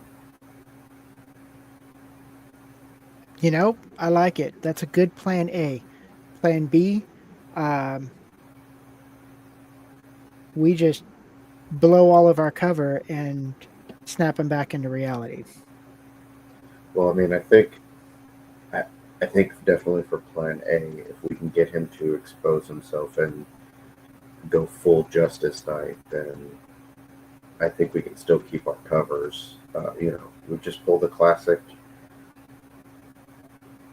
not be around when it happens and the heroes show up kind of a thing. I think we've at least both done a pretty decent job, I hope, of people not assuming that we're going to be some masked superheroes. So And be like, kill him with kindness and support. Yeah. From a distance. Well, and if he goes full Justice Knight, we find a nobody can answer the phone with this, but we find and you find a janitor's closet, and I'll find a locker room somewhere, and we can Super Sentai our way into confronting him. But I think we start with a tactical approach. Let's hope that this is. Let's hope that they're as willing to help as we think that they're going to be. Well, I think we just got to make it seem like it's their idea. I mean, the coach seems very supportive of the students. I only met him once, but he seems like a classic coach. And the principal definitely seems like she's wanting to provide a healthy environment for the students that's also safe, but no shenanigans. So I feel like we might be able to use some of those personality traits to get them to support the students against what the teacher's doing. I like it. So, as the two are kind of wrapping up this conversation, from the distance, you see on the other side of this courtyard botanical garden, if you will, you see Sam, Javier, and another female student whom we'll just say Atticus. You can kind of surmise it's probably Lily, Javier's girlfriend, um, consoling this poor gentle giant of a kid. Kid is crying. Lily's hugging him. Sam is hugging him. Sam turns around to be like, "What are we gonna do now?" He links eyes with the two of you, and he just nods his head. He turns to say something to Lily and to Javier. The two of them kind of go off into the distance. And Sam, not in a crazy fashion, but Sam walks over to you, Atticus, and just goes, "Remember our conversation from this morning about, you would wait and see how things are? I'm going to be honest, that was a lot worse than I thought it was going to be. He's been bad, but I think that's the worst I've ever seen Mr. Dorian. And Javier is a complete mess. I've known him for a very long time, and he is a very sensitive soul. I will admit that. But I don't. This is the first time I've ever seen somebody crush the spirit out of him. I And I I, I was just talking to crap. What's your last name again? McFadden. McFadden. I was just talking to Mr. McFadden here. He had showed me around earlier. He said he's seen this kind of behavior from Mr. Dorian too, and I I think someone needs to talk to the principal. I'm gonna go talk to her. well, whatever it is that you're planning, with you're talking to the principal, I want to be of help and I want to be assistance. I I've been wanting to make changes around here for a long time. And, I will be the first to admit that a lot of these changes was to disrupt the system because I thought it was a cool idea. But now Miss Dorian has taken it too far and he has crushed my best friend's spirit. So now this one's personal. So whatever it is that you're planning on doing, regardless of whatever you two are doing or anything. And Sam looks over to you, Atticus. Aiden, whatever it is that you're doing, I am more than happy to help and I want in. And instead of the normal dap, he sticks out his hand for a regular handshake. And just with the kind of expression on his face, non-verbally pleading to let him, if you're willing and if you want him to kind of be of some help and to help you out with whatever it is you're going to decide to do. So he sticks out his hand, Aiden. So Atticus, how do you respond? Um, I guess we'll put his hand out and shake it, and he has, I think, a look of concern on his face. He's trying to pass it off as like this Aiden, the concern that he's had about things a student, being a very studious person, and all that kind of stuff. But in reality, it's concern for what he sees, because this is a high school student, this kid getting involved with what they're doing. It's the superhero doesn't want the civilian to necessarily get in the middle of it, but he knows that he does need some help, and so he shakes his hand and he says, "Thank you. I can see that you guys are really good friends, and I think any information you can tell me about the relationship with the principal and Mr. Dorian, so I know what to expect. She seems like she really cares about the students, but I don't know how she'll react to what I have to say and how I'm feeling." I understand, and trust me. You know what? You you can come over to my house after school and we can formulate a plan. And I believe, now that I think about it, I also think there's somebody else that might be able to help us out with this. I'll see if she's available, and that way she can meet us at my house later, or wherever you want to meet. Honestly, location doesn't matter to me, but I agree. And you know what?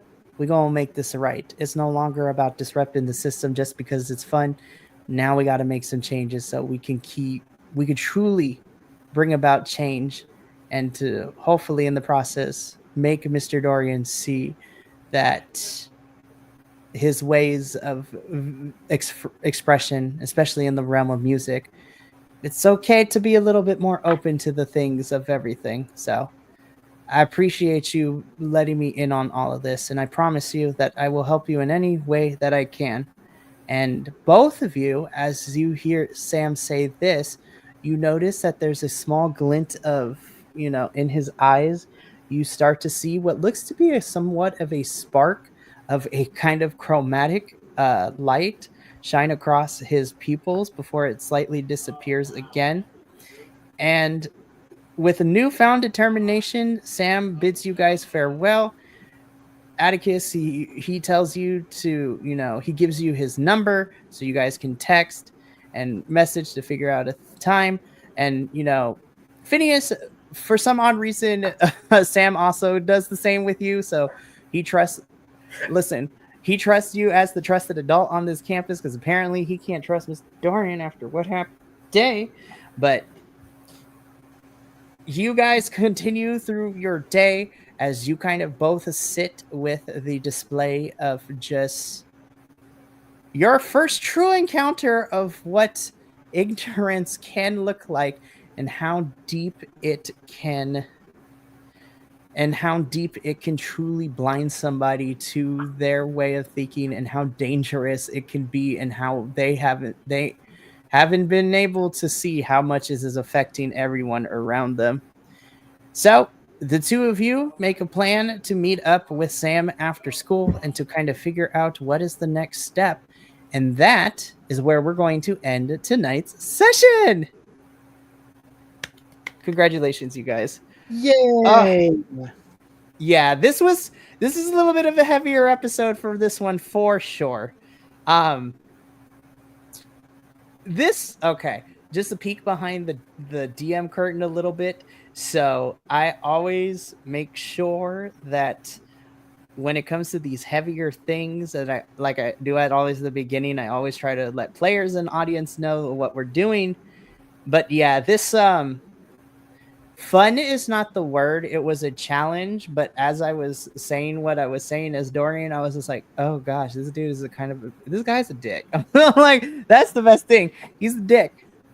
But that is the power that is my way of showing you as my players that ignorance takes on some really nasty forms, and it could truly mess with somebody, and it can truly corrupt them in a way that they're blind to how it's affecting everybody else around them. So, oh my goodness.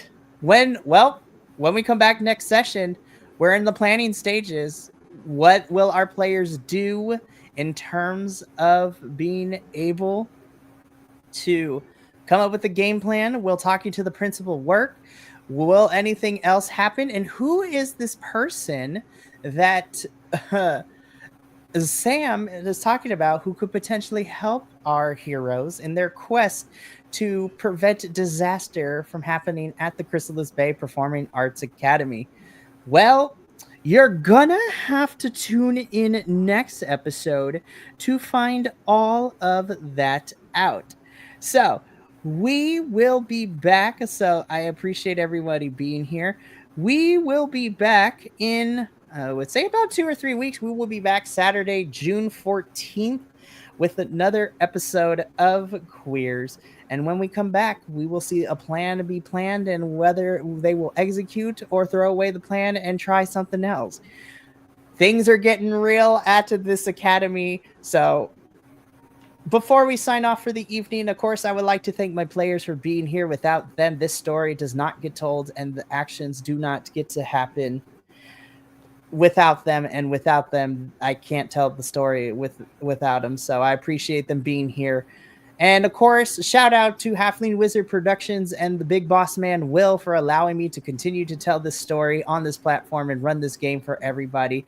And for everybody at home, thank you so much for tuning in. Once again, we will be back Saturday, June 14th with the continuation of Chapter 2, Resonance Rewritten, here at QUEERZ. So from myself, my players, and everybody here behind the scenes at Halfling Wizard Productions, remember, never be afraid to be who you are, stand up for what is right, and let your colors fly. We will see you next time, but until then, love yourself, love others, and we will see you next time. Ta-ta for now.